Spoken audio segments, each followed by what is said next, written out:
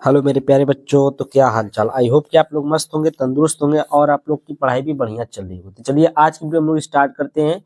भौतिक विज्ञान का जो अनसॉल्व पेपर नंबर 3 है उसको लेकर चलेंगे। ठीक है, तो अनसॉल्व पेपर 3 देखेंगे। यहाँ पर देखिए भौतिक विज्ञान, ठीक है, कक्षा 12 का है। और देखिए अगर आप लोग सेट 1 सेट 2 नहीं देखे हैं, ठीक ना, तो सेट 1 और सेट 2 आप लोग देख सकते हैं।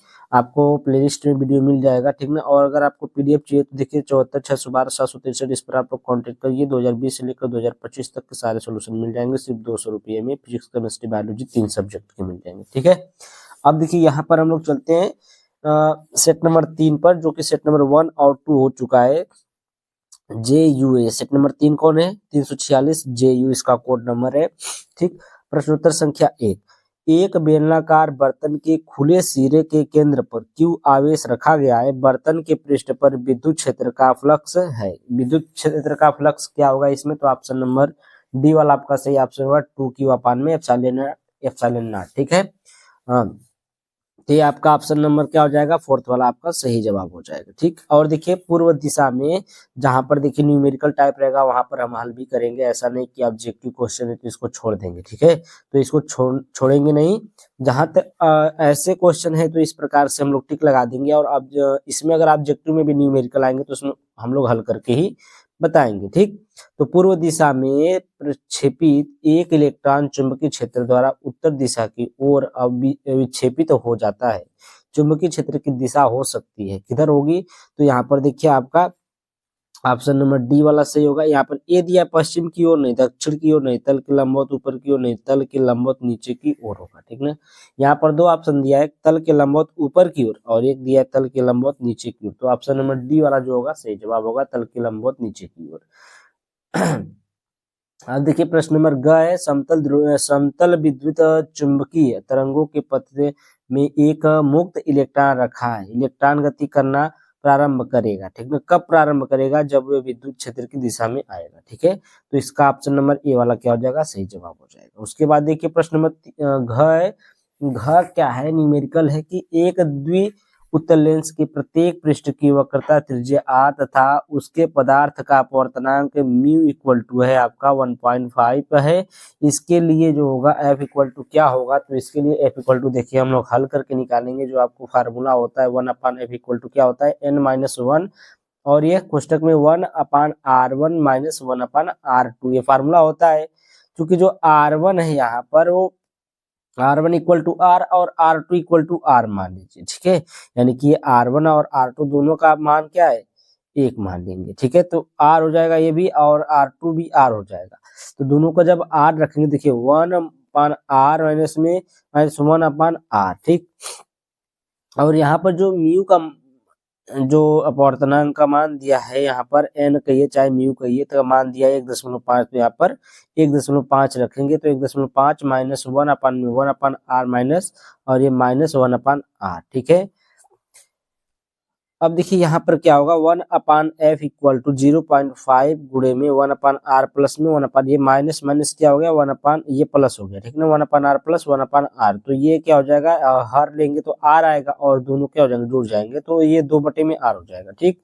तो 1/f equal to 0.5 into 2 into अपन में r हो जाएगा, ठीक। अब ये हो जाएगा आपका। तो इसको देखिए जब हम लोग मल्टीप्लाई करेंगे, ये जो मल्टीप्लाई होगा तो 5 दुना के 10 होता है, 10 लगाएंगे और एक अंक पर दशमलव, इधर से देखिए एक अंक पर दशमलव, यानी कि 1/r आ जाएगा। 1/f इक्वल टू 1/r हो गया, इतना हो गया।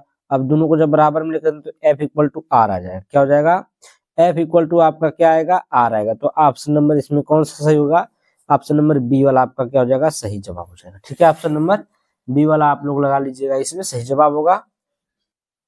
अब देखिए हम लोग आते हैं क्वेश्चन नंबर 1 के अंगा वाले पर। तो कह रहा है कि 220 वोल्ट के प्रत्यावर्ती धारा स्रोत का शिखर विभव क्या होगा? शिखर विभव पूछ रहा है। तो यहाँ पर देखिए ऑप्शन दिया है कि A equal to 220 volt, B equal to लगभग 160 वोल्ट, सी इक्वल टू लगभग 310 वोल्ट और डी दिया है 440 वोल्ट। तो यहाँ पर हल लिखेंगे। हमको क्या पूछा है?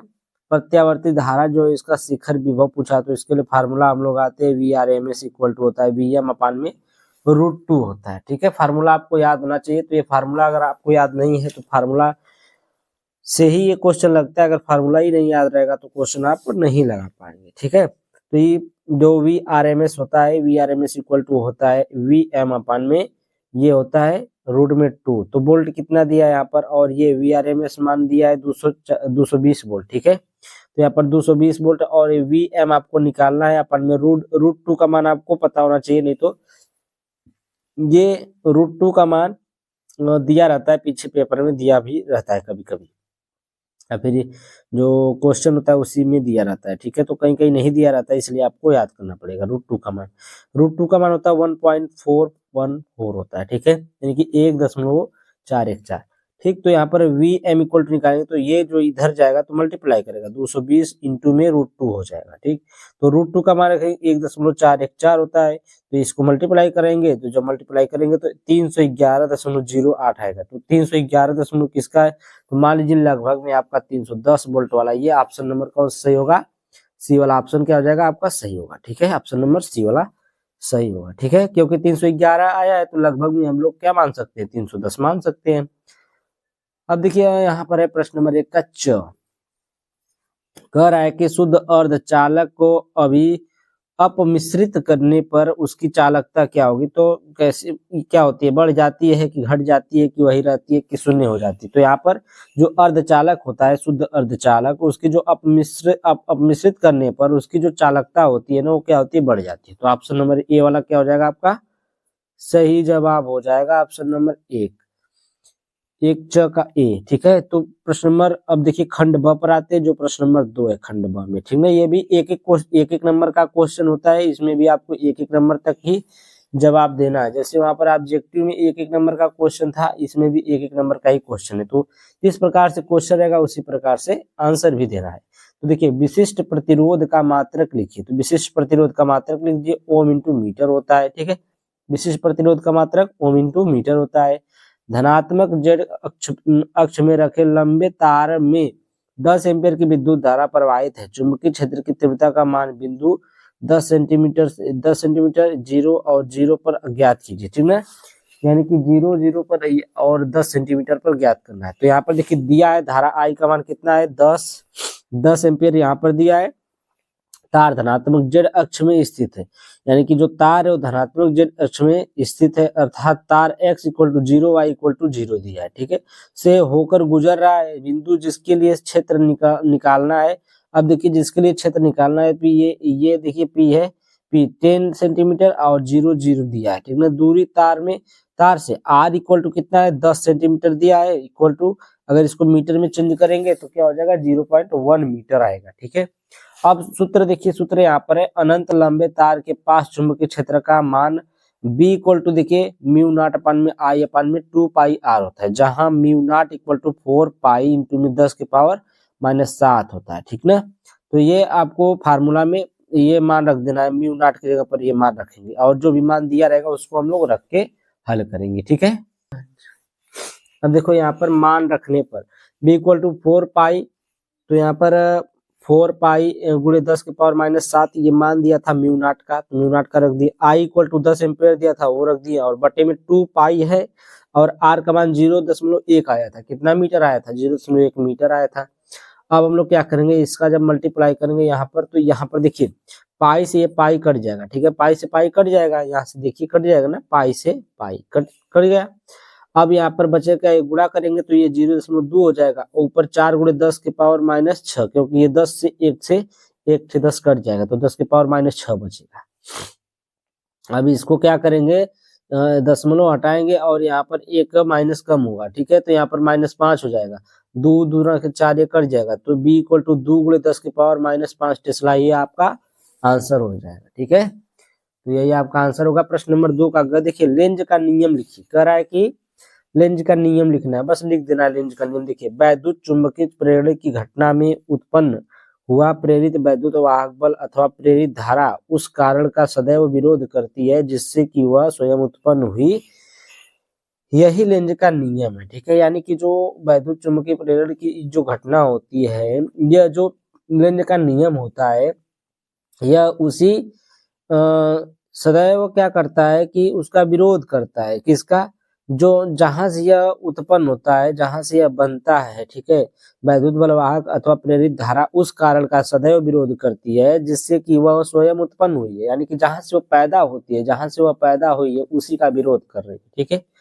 तो ये क्या है, लेंज का नियम है। पूर्ण आंतरिक परावर्तन क्या है, तो देखिए जब प्रकाश की किरण सघन माध्यम से विरल माध्यम में क्रांतिक कोण से अधिक कोण पर आपतित होती है, ठीक ना, अधिक कोण पर क्या होती है, आपतित होती है, तो किरण उसी माध्यम में वापस लौट आती है। प्रकाश की यह घटना पूर्ण आंतरिक परावर्तन, देखिए यहाँ पर आपको समझना ये है कि जो पूर्ण आंतरिक परावर्तन होता है कि जैसे कि सघन माध्यम से कोई विरल माध्यम में जाने की कोशिश कर रही किरण, ठीक है। यहाँ पर देखिए, यहाँ पर ये सघन माध्यम है और ये वाला जो माध्यम है आपका नीचे वाला, ये विरल माध्यम है, ठीक है। तो यहाँ सघन माध्यम में कोई किरण आई तो ये जाने की कोशिश कर रही विरल माध्यम में, लेकिन ये विरल माध्यम में नहीं जा पाएगी। यहीं पर ये क्रांतिक कोण अधिक कोण पर आपतित होती है और इसी से ये क्या होती है, वापिस लौट जाती है इस सघन माध्यम में, ठीक है। तो ये इसी को हम लोग क्या कहते हैं, पूर्ण आंतरिक परावर्तन कहते हैं, ठीक है। एकदम सिंपल है, इसको बना लीजिएगा। अब देखिए प्रश्न नंबर 2 का अंगा वाला है, कह रहा है कार्यफलन की परिभाषा दीजिए। कार्यफलन की क्या करना है, परिभाषा देना। वह न्यूनतम ऊर्जा जो किसी पृष्ठ से इलेक्ट्रॉन यानी कि E0 E माइनस उत्सर्जित करने के लिए आवश्यक होती है, उसे हम लोग कार्यफलन कहते हैं। कार्यफलन किसे कहते हैं, वह न्यूनतम ऊर्जा जो किसी पृष्ठ से इलेक्ट्रॉन उत्सर्जित करने के लिए आवश्यक होती है उसे हम लोग क्या कहते हैं, कार्यफलन कहते हैं। सामान्य रूप से इसको W यानी कि कैपिटल W द्वारा व्यक्त करते हैं, यानी कि इसका जो सामान्य रूप है व्यक्त करने वाला वो क्या है, कैपिटल W है, ठीक है। तो प्रश्न नंबर 2 का अंगा भी हो गया। अब हम लोग आगे चले, नेक्स्ट पेज पर देख लेते हैं। प्रश्न नंबर 2 का च बचा है इसमें। तो प्रश्न नंबर 2 का च देखिए, फोटान की ऊर्जा का व्यंजक प्लांक नियतांक h एवं तरंग धैर्य लैम्बडा के पदों में लिखिए, यानी कि इसको लैम्बडा के पदों में लिखना है, ठीक है। तो यहाँ पर देखिए एक फार्मूला आपका होता है equal to energy equal to होता है h इंटू सी अपान में लैम्बडा होता है, ठीक है।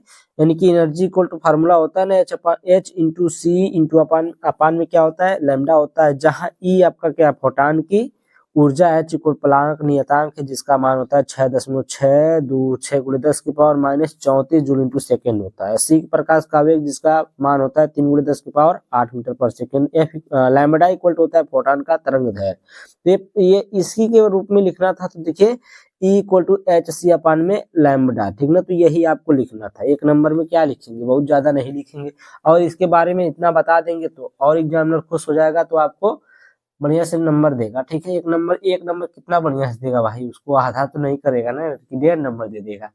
एक नंबर का क्वेश्चन है तो एक ही नंबर की तरह लिखना भी है।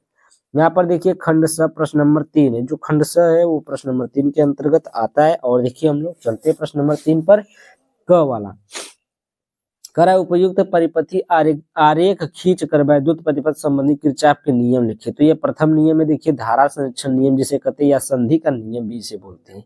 इस नियम जो प्रथम नियम होता है किरचॉफ का, जो प्रथम नियम होता है उसको धारा संरक्षित नियम कहते हैं, धारा संरक्षण नियम कहते हैं, या फिर संधि का नियम भी कहते हैं। अगर आपके एग्जाम में पूछ दिया जाए कि धारा संरक्षण का नियम लिखिए या फिर कह दे संधि का नियम लिखिए, किरचॉफ का संधि का नियम लिखिए, तो कौन नियम लिखेंगे, यही वाला नियम लिखेंगे, प्रथम वाला, ठीक है। तो इसको में लिखेंगे क्या, किसी संधि पर आने एवं जाने वाली सभी धाराओं का बीजगणितीय योग क्या होता है, सदैव शून्य होता है। ये तो आपको एकदम मुंह जबानी याद होना चाहिए, ये किरचॉफ का नियम बहुत आसान है, ठीक है। किसी संधि पर आने एवं जाने वाली सभी धाराओं का जो बीजगणितीय योग होता है वो क्या होता है, सदैव शून्य होता है, ठीक ना। अंदर की ओर जाने वाली धारा जो होती है उसको हम लोग क्या करते हैं, पॉजिटिव लेते हैं, और जो बाहर की ओर तरफ जाने वाली धारा होती है उसको हम लोग निगेटिव लेते हैं। अन्यथा यहाँ पर देख सकते हैं, यहाँ पर जो ये वाली धारा देखिए, ये धारा देखिए इधर से इधर आ रही है, यानी कि इस संधि पर मिल रही है, तो संधि की ओर जो आती है धारा ना, ये संधि की ओर जो आती है धारा उसको हम लोग पॉजिटिव लेते हैं, तो ये हो गया पॉजिटिव। और देखिए ये वाला जो है ये देखिए उधर जा रही है, तो इधर रहेगी तो माइनस में, ये वाली इधर प्लस में, इधर माइनस, इधर प्लस, इधर आएगी तो माइनस, इधर प्लस, इधर माइनस, ठीक है। यानी कि ये संधि से दूर जो जाएंगी उस धारा को हम लोग निगेटिव में लेंगे, और जो संधि के पास धारा आती है उसको हम लोग पॉजिटिव में लेते हैं। तो यहाँ पर आप लोग को हम दिखाएं कैसे कैसे है।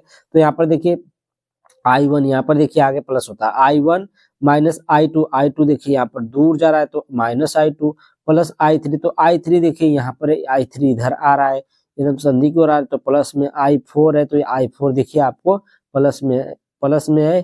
तो मान लीजिए इसको हम प्लस में लिखे हैं, तो इसको क्या कर दें, ऐसे कर दिए, ठीक है, ऐसे कर दो, ऐसे कर दो, तब ये +4 होगा, तो +4 हो गया। माइनस I5, तो ये I5 जो है ये माइनस है, ठीक ना, क्योंकि अब इसको इधर बनाना पड़ेगा, उल्टा बन गया है, ठीक है, लिख दें कुछ और है, बना कुछ और है, तो इधर कर देंगे, तो -I5 प्लस में I6 देखिए उल्टा पुल्टा लिख दिए जी इसी में हम, तो इसको हम इधर कर दे रहे हैं, जो बिगड़ रहा है उसको आप लोग बना लीजिए, ये I6 प्लस में हो गया, ठीक है, प्लस I7 भी क्या है, प्लस में है, तो आप लोग थोड़ा बहुत इसमें चेंज कर लीजिएगा, ठीक है, मिस्टेक हो गया है। तो प्लस I7 माइनस I8, तो ये 8 जो है इधर जा रहा है, तो इधर 0 शून्य हो जाएगा। अब देखिए यहाँ पर प्लस, जो प्लस इधर था, जो माइनस वाला इधर भेज दो, तो माइनस वाले को हम लोग इधर भेज दे रहे हैं, ठीक है, तो -2 इधर आ गया, -5 आ गया, और माइनस धारा जो है 8 वाला आ गया। अब देखिए I इनकमिंग धारा है और ये I आउट गोइंग धारा है, ठीक है, यानी कि आने वाली धारा और जाने वाली धारा है। अब चले हम लोग नेक्स्ट क्वेश्चन पर, प्रश्न नंबर 3 के अभी तो द्वितीय नियम बचा है इसमें यार। द्वितीय नियम देखिए, द्वितीय नियम क्या है, इसको हम लोग विभव संरक्षण का नियम कहते हैं। क्या कहते हैं, विभव संरक्षण का नियम कहते हैं, या फिर पास का नियम कहते हैं, ठीक ना, इसको विभव संरक्षण का नियम भी बोलते हैं और पास का नियम भी बोलते हैं। तो देखिए, किसी बंद पास में धारा एवं प्रतिरोधों के अनुगुणनफल का योग उसमें आरोपित विभव के समान होता है। जो ये धारा बह रही है ना, ये धारा बह रही है, ये धारा किसी बंद पास में, ये एक बंद, ये मान लीजिए एक पास है, ठीक है, बंद पास है, धारा एवं प्रतिरोध के गुणनफल, जो ये धारा है और ये जो धारा है और ये R है, ठीक ना, जो प्रतिरोध है, इसका जो गुणनफल होता है, इन्हीं के हम लोग योग को जो विभव इस पर है, यहाँ पर जो भी है विभव इस पर आरोपित विभव के समान होता है, तो इसी को हम लोग क्या बोलते हैं, द्वितीय नियम या विभव संरक्षण का नियम बोलते हैं, या पास का नियम भी कहते हैं। तो जैसे यहाँ पर होता है आपका I R1 plus I R2, यानी कि देखिए जो धारा है और जो प्रतिरोध दोनों गुणनफल में, यानी कि ये I इंटू R1 है, I इंटू R2 है, और I into R3 equal to क्या है, किसके बराबर है, तो V के समान होता है, ठीक है, तो इक्वल टू V, तो ये क्या हो गया आपका प्रूव्ड हो गया, यानी कि R जो आपका प्रतिरोध है और जो आपकी धारा है, दोनों गुणनफल है, और दोनों गुणनफल का जो योग होता है, ये क्या होता है, विभव के समान होता है, यानी कि बराबर होता है विभव के। तो यहाँ पर विभव V के बराबर हो गया, यही आपका द्वितीय नियम होता है किरचॉफ का, ठीक है। प्रश्न नंबर 3 का ख देखिए, किसी प्रिज्म के लिए I माइनस डेल्टा वक्र खींचे था, वक्र में न्यूनतम विचलन कोण को दर्शाइए। तो यहाँ पर देखिए एक वक्र खींचा गया है, जिसको दर्शाया भी गया है, यहाँ पर देख सकते हैं आप लोग, n इक्वल टू, देखिए साइन, ये फार्मूला होता है n इक्वल टू साइन और a प्लस में डेल्टा m अपान में 2, और ये साइन a अपान 2, जहाँ n प्रिज्म का अपवर्तनांक a प्रिज्म कोण है, ठीक है, जो ये n है वो प्रिज्म का अपवर्तनांक है, और जो a है वह क्या है, प्रिज्म कोण है। और देखिए अब यहाँ पर देखिए, इस प्रकार से आपको त्रिभुज टाइप बना लेना है, त्रिभुज बना लेना है। यहाँ से जब देखिए, यहाँ से ये प्रकाश की किरणें हैं, मान लीजिए प्रकाश की किरणें, देखिए विचलन को यहाँ पर ऐसे ऐसे आपको डॉट डॉट कर लेना है, ठीक है, ऐसे कर लेना, और यहाँ से विचलन हो रही है, विचलित हो जा रही है, ठीक है, और यहाँ से ऐसे काट के जा रही है, यहाँ से इधर जा रही है, ये देखिए, ये सीधे जाने के बजाय यहीं से क्या हो गई, टेढ़े हो गई है, ठीक है, तो यानी कि यहाँ से ये कोई किरण जा रही है, तो किरण इधर से सीधे जाना चाहिए, लेकिन वहाँ यहाँ से क्या हो गई, विचलित हो गई थी, यहाँ से डायरेक्ट यहाँ आई और यहाँ से यहाँ आ गई, तो ये सीधा देखिए इसका और इसका सीधा एक ही है, ठीक है। और यहाँ से देखिए, अब आपको इसका नाम भी दे देना है, तो यहाँ पर I1 देना है, यहाँ पर R1 देना है, यहाँ पर I2 देना है, यहाँ पर R देना, कैपिटल R दे देना है, यहाँ पर डेल्टा दे देना है, यहाँ पर Q है, D है, ठीक है, यहाँ पर कोण कौन सा है, डेल्टा, यहाँ पर कोण R2 है, यहाँ पर R1 है, यहाँ पर E है, यहाँ पर SABC लिख देना, ठीक है। अब विचलन कोण देखिए, किसी आपतित किरण व निर्गत किरण के मध्य का कोण विचलन कोण कहलाता है। विचलन कोण किसे कहते हैं, किसी आपतित किरण व निर्गत किरण के मध्य का कोण जो होता है विचलन कोण कहलाता है, इसे डेल्टा से दर्शाते हैं, जहाँ I आपतन कोण, R अपवर्तन कोण है। तो यहाँ पर जहां जहां आपको R दिखेगा वह क्या रहेगा, आपका अपवर्तन कोण रहेगा, जहां जहां आपका I दिखेगा, ये I दिखेगा, तो ये क्या रहेगा, आपका आपतन कोण रहेगा, ठीक है। और जो आपका ये डेल्टा दिख रहा है ना, यही इसी का मतलब इसी को विचलन कोण कहते हैं। किसी आपतित किरण व निर्गत किरण के मध्य का कोण जो होता है, ये देखिए ये आपतित किरण है, ये आपका निर्गत किरण है।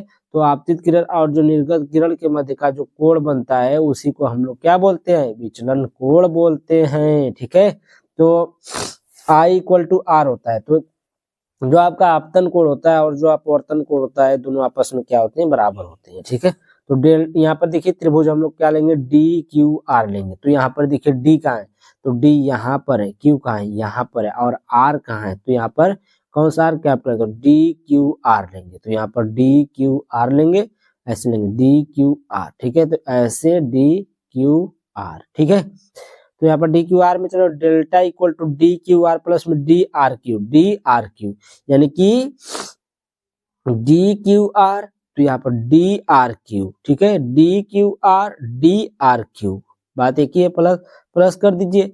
अब यहाँ पर जो मान दिया है यानी कि जो कोण दिया उसको जोड़ देना, तो I1 दिया है, यहाँ पर देखिए I1 है, और फिर ये क्या इधर जा रही है, तो ये R1 जो होगा माइनस में होगा। ठीक है, और ये I2 है, तो I2 minus R1 R dash.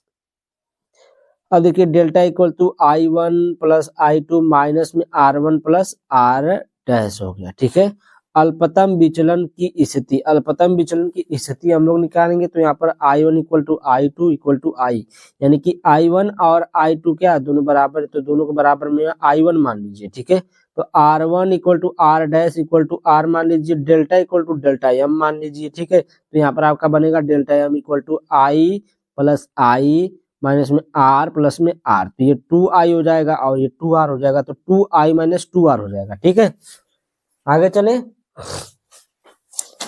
थोड़ा सा ये लॉन्ग क्वेश्चन है और ये थोड़ा सा अलग तरीके से पूछा हुआ क्वेश्चन है। अब यहाँ पर देखिए चतुर्भुज से हम लोग चलेंगे। चतुर्भुज क्या है, ए क्यू ई आर, ए क्यू ई आर। देखते हैं यहाँ पर चतुर्भुज कौन सा, ए क्यू ई आर, ये चतुर्भुज देखिए, एक भुजा यहाँ पर, एक भुजा यहाँ पर, एक भुजा यहाँ पर और एक भुजा यहाँ पर, तो ये क्या हो, चार भुजा का होता है चतुर्भुज। तो ए क्यू ई आर, ए क्यू ई आर हो गया ना, चतुर्भुज है। तो यहाँ पर देखिए क्यू आर चलेंगे तो कोण ए प्लस कोण ई, ठीक ना, क्या लेंगे हम लोग, कोण ए प्लस कोण ई लेंगे।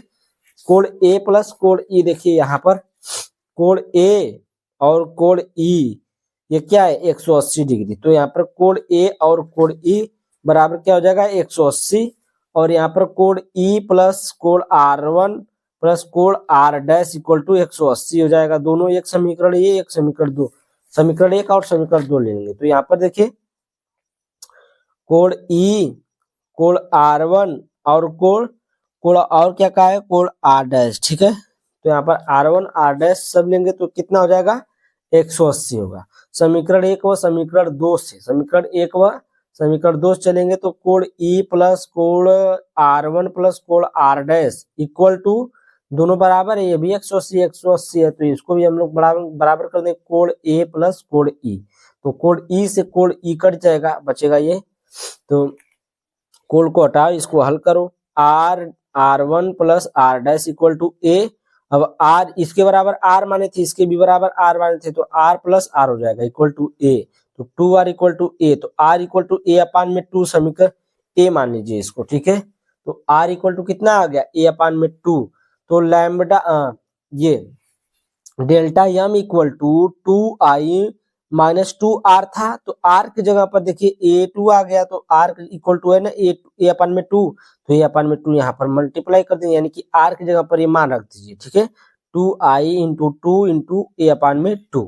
ठीक, अब देखिए 2 से 2 कैंसिल हो जाएगा। ठीक है, 2 से 2 कैंसिल हो जाएगा, तो delta M equal to 2I minus A और I इक्वल टू आपका A प्लस डेल्टा M। ठीक है, यानी कि ये I इधर जाएगा, ठीक ना, ये सब इधर जाएगा, मान लीजिए ये इधर गया और 2 जाएगा भाग में, तो A जाएगा तो इधर प्लस हो जाएगा, तो A प्लस डेल्टा M, और 2 जाएगा भाग में तो ये बटे में हो जाएगा, तो A प्लस डेल्टा M बटे में 2, समीकरण B मान लीजिए इसको। अब स्नेल के नियम से चलिए, स्नेल का नियम जो होता है n इक्वल टू क्या होता है, तो ये होता है साइन I अपान में साइन R, ठीक ना, यानी कि जो साइन आई है अपवर्तन कोण और आपतन कोण और अपवर्तन कोण है, ठीक है। तो यहाँ पर क्या साइन आई अपान में साइन आर, तो यहाँ पर एन इक्वल टू हो जाएगा साइन ए प्लस में डेल्टा एम अपान में 2 और बटे में साइन ए अपान में 2। अब देखिए यहाँ पर जो आई का मान रखे हम लोग ए प्लस डेल्टा एम अपान 2 रख दीजिए आई का मान, तो यहाँ पर देखिए साइन और ये आई का मान रख दीजिए इतना, और जो साइन आर है आर की जगह पर जो आया है ए अपान 2, तो ये साइन ए अपान 2 रख दीजिए। तो ये यही हम लोग को सिद्ध करना था, ये आपका सिद्ध हो गया, ठीक है। अब हम लोग चलते हैं प्रश्न नंबर 3 के ग पर, नाभिकीय संलयन की व्याख्या कीजिए। ये क्वेश्चन थोड़ा बड़ा था तो इसको बढ़िया से आप लोग देख लीजिएगा। प्रश्न नंबर 3 का अगर नाभिकीय संलयन की व्याख्या कीजिए, दो हल्के नाभिकों के संयुक्त होकर भारी नाभिक बनाने की प्रक्रिया को नाभिकीय संलयन कहते हैं। बहुत ही अच्छी परिभाषा, सिंपल परिभाषा यही है कि जब हम लोग दो हल्के नाभिक को एक में मिलाते हैं तो एक उस दोनों मिलकर के एक भारी सा नाभिक बनाता है, ठीक ना। तो उसी को हम लोग क्या बोलते हैं, नाभिकीय संलयन कहते हैं। हाइड्रोजन बम इसी सिद्धांत पर आधारित है। जो हाइड्रोजन बम होता है आपका, ये आपके नाभिकीय संलयन पर ही आधारित है। इस प्रक्रिया में प्राप्त भारी नाभिकों का द्रव्यमान संलयन करने वाले नाभिकों के द्रव्यमान के योग से कम होता है। द्रव्यमान की यह क्षति ऊर्जा के रूप में प्राप्त होती है, ठीक ना। जो द्रव्यमान की उसमें क्षति होती है वो क्या होती है, ऊर्जा के रूप में प्राप्त होती है। यानी कि जब हम लोग दो हल्के नाभिक को मिलाते हैं उसमें कुछ तो ऊर्जा बेकार होती होगी, तो वही ऊर्जा जो बेकार होती है यहाँ पर देखिए हम समझाते हैं आपको। यहाँ पर देखिए आई मतलब 1 हाइड्रोजन 2, ठीक ना। तो यहाँ पर जो भार दिया गया तो 2 हाइड्रोजन को मिलाया गया तो 1 हाइड्रोजन 3 बना। तो इसमें जो 1 हाइड्रोजन 1 यहाँ पर निकल रहा है, 1 हाइड्रोजन 1 यहाँ पर है, 1 हाइड्रोजन 3 यहाँ पर, तो प्लस में 4 मेगा इलेक्ट्रॉन वोल्ट यहाँ पर एनर्जी। ट्राइटियम पुनः ड्यूटेरियम से मिलकर हीलियम नाभिक का निर्माण करता है, ठीक ना। क्या करता है, हीलियम। तो यहाँ पर देखिए ये जो ट्राइटियम बना है।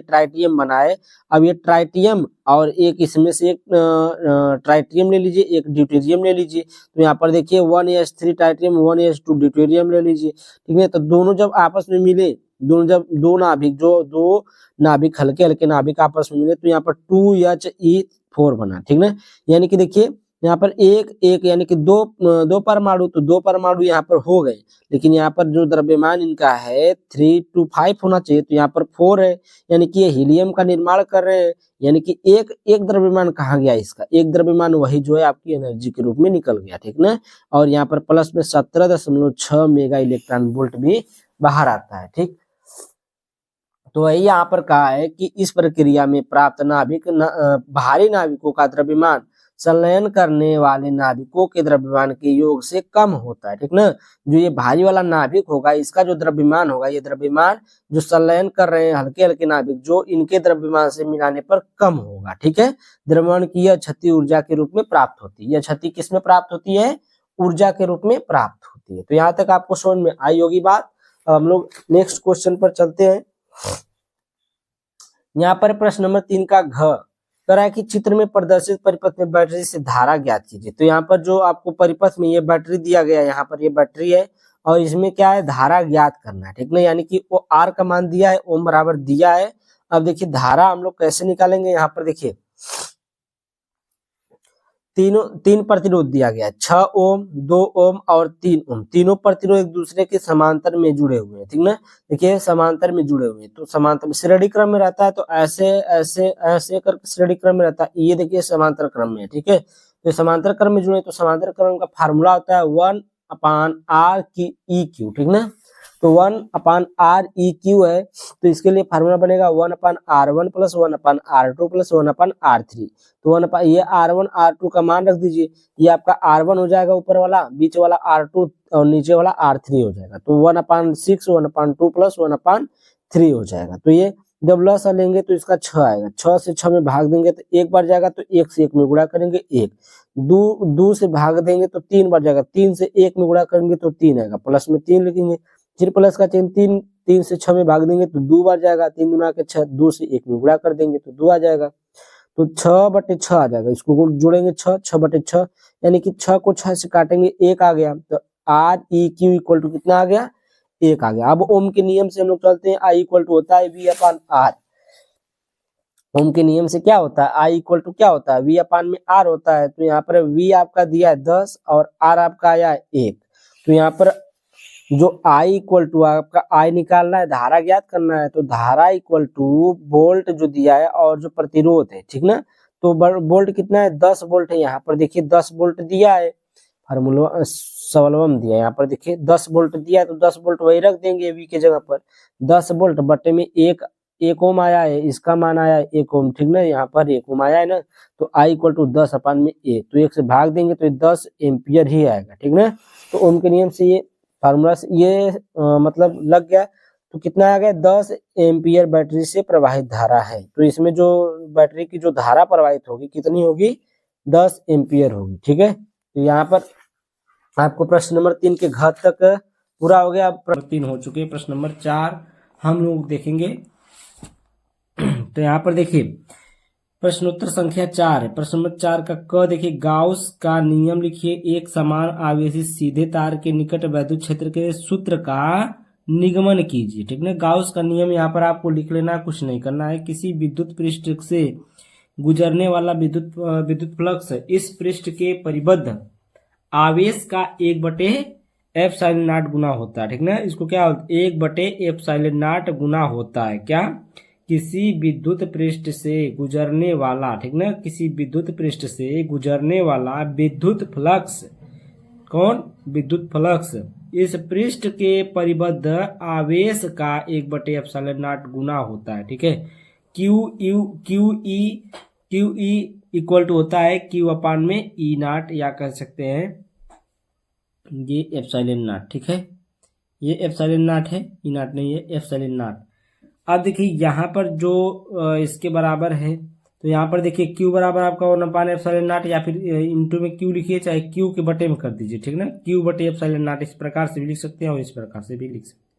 क्यू क्या है, यहाँ पर विद्युत फ्लक्स है आपका, और यहाँ पर अरे क्यू कह रहे हैं फाई जो है, फाई बराबर है, तो यहाँ पर जो फाई आपका है ये विद्युत फ्लक्स है जो किसी पृष्ठ का परिबद्ध आवेश है, ठीक ना, क्यू। और एप्सिलॉन नॉट जो निर्वात में विद्युतशीलता है, और एप्सिलॉन नॉट इक्वल टू होता है 8.85 × 10⁻12, ठीक है। तो ये इसका मान होता है।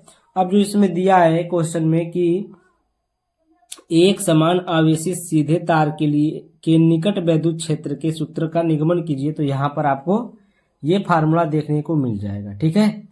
तो यहाँ पर देखिए इस प्रकार से आपको बनाना है। ये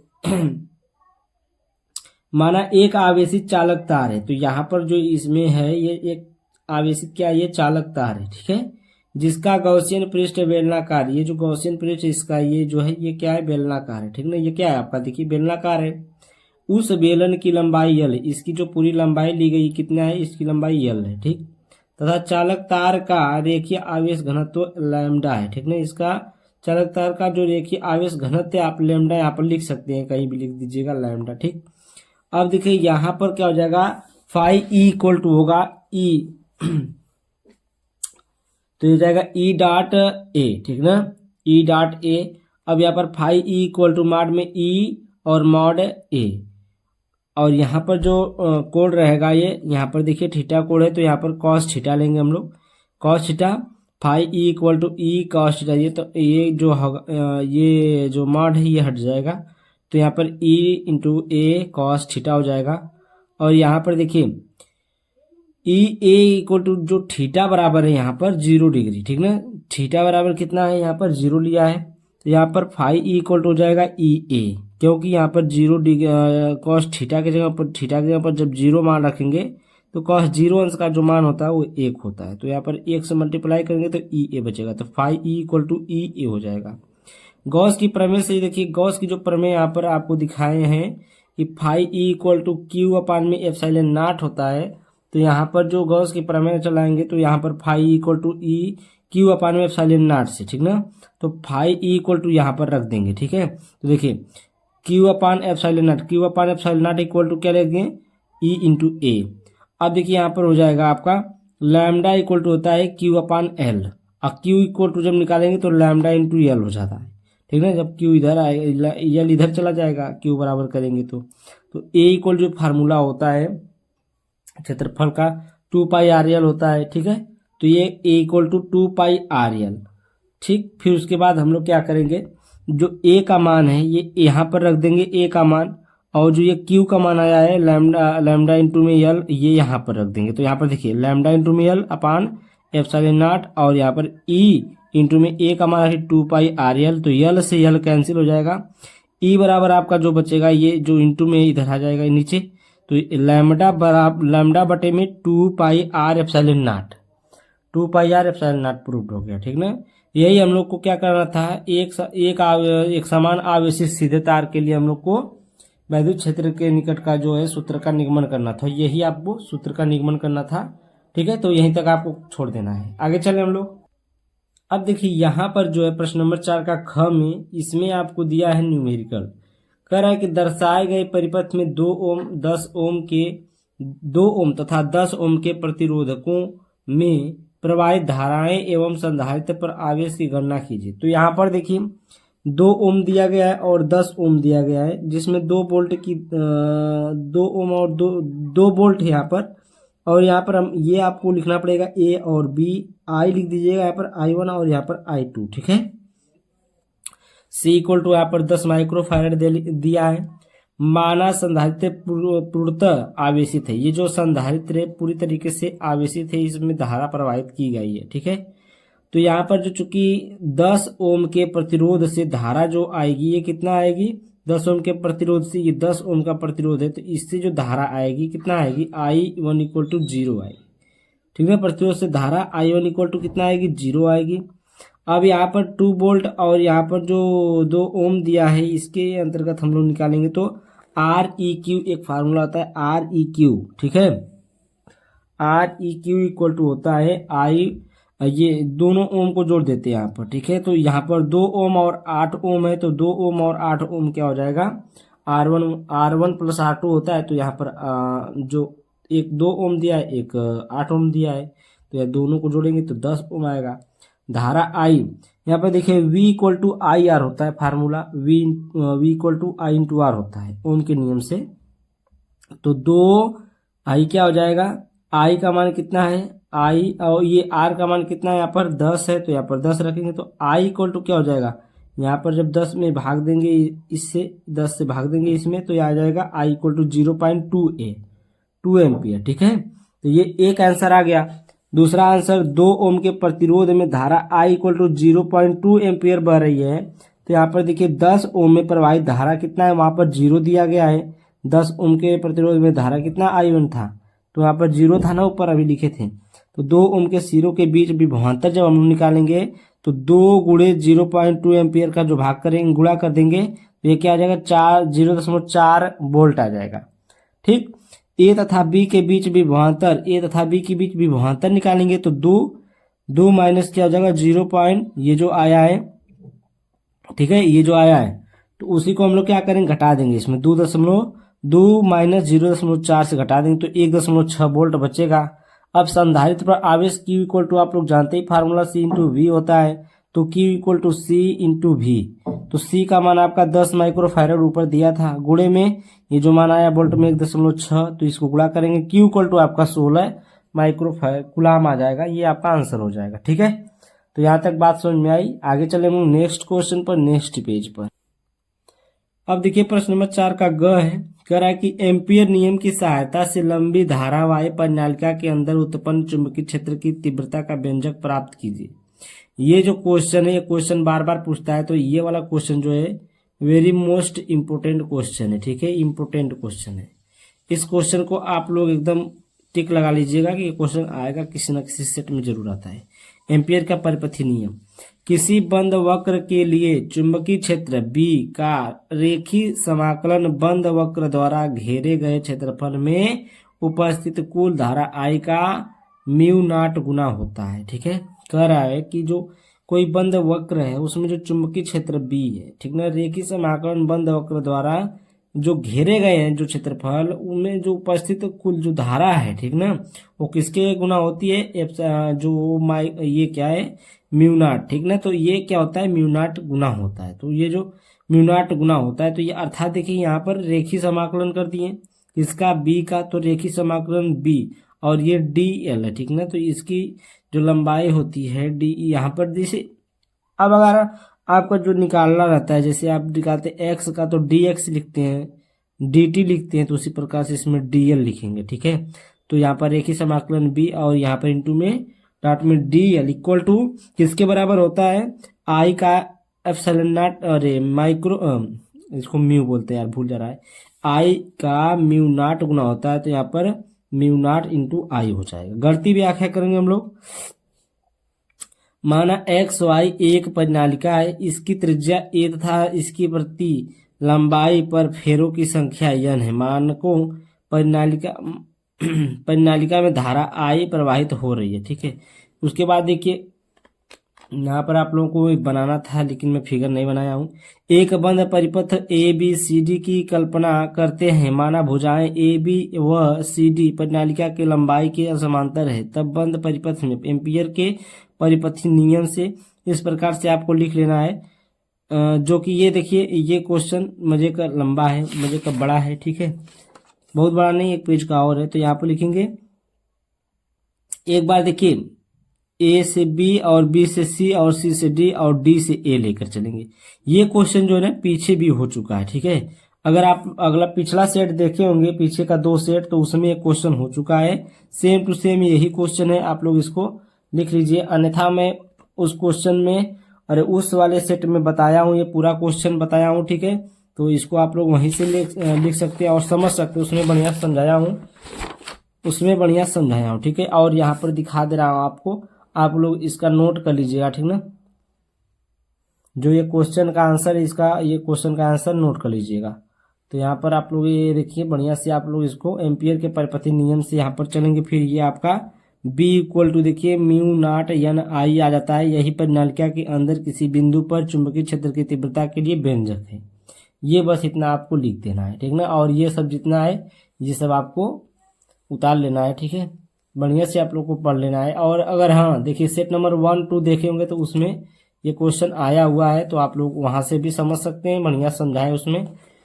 तो जो क्वेश्चन बार बार आया रहता है, एक दो बार पिछले सेट में आया रहता है, तो उसको दोबारा कराने का मन नहीं करता, इसलिए क्योंकि टाइम बहुत ज़्यादा लेता है, ठीक है। अब देखिए प्रश्न नंबर 4 का घ है, कह रहा है कि 1.0 मतलब 1 मीटर लंबी धारा की छड़ उसके एक सिरे से जाने वाले अभिलंबवत अक्ष के परितः 400 रेडियन पर सेकेंड की कोणीय आवृत्ति से घूर्णन कर रही है। छड़ का दूसरा सिरा एक धातु के वलय से संपर्कित है। अक्ष के अनुदिश चुंबकीय क्षेत्र 0.5 टेस्ला का है। वलय तथा अक्ष के बीच प्रेरित विद्युत वाहक बल की गणना कीजिए। तो यहाँ पर देखिए जो दिया आपको लिख लेना है। दिया है, क्या दिया, लंबाई दिया, एल इक्वल टू कितना दिया है, देखिए 1 मीटर दिया है। ओमेगा का मान दिया है आपका 400 रेडियन पर सेकेंड दिया है। चुंबकीय क्षेत्र बी का मान दिया है 0.5 टेस्ला दिया है। प्रेरित विद्युत वाहक बल आपको निकालना ई का मान, ठीक है। तो ई बराबर आपका होता है प्रेरित विद्युत वाहक बल बराबर होता है half B omega L square. तो यहाँ पर देखिए ई इक्वल टू हाफ यानी कि 1/2 बी यानी कि चुंबकीय क्षेत्र और ये ओमेगा और यहाँ पर के एल स्क्वायर यानी कि जो आपकी दूरी दी हुई, ठीक है। अब यहाँ पर कुछ नहीं करेंगे हम लोग, इसका मान रखेंगे। तो यहाँ पर देखिए 1/2 और यहाँ पर बी का मान कितना है 0.5 और ओमेगा का मान 400 है, एल का मान 1 है, ठीक है।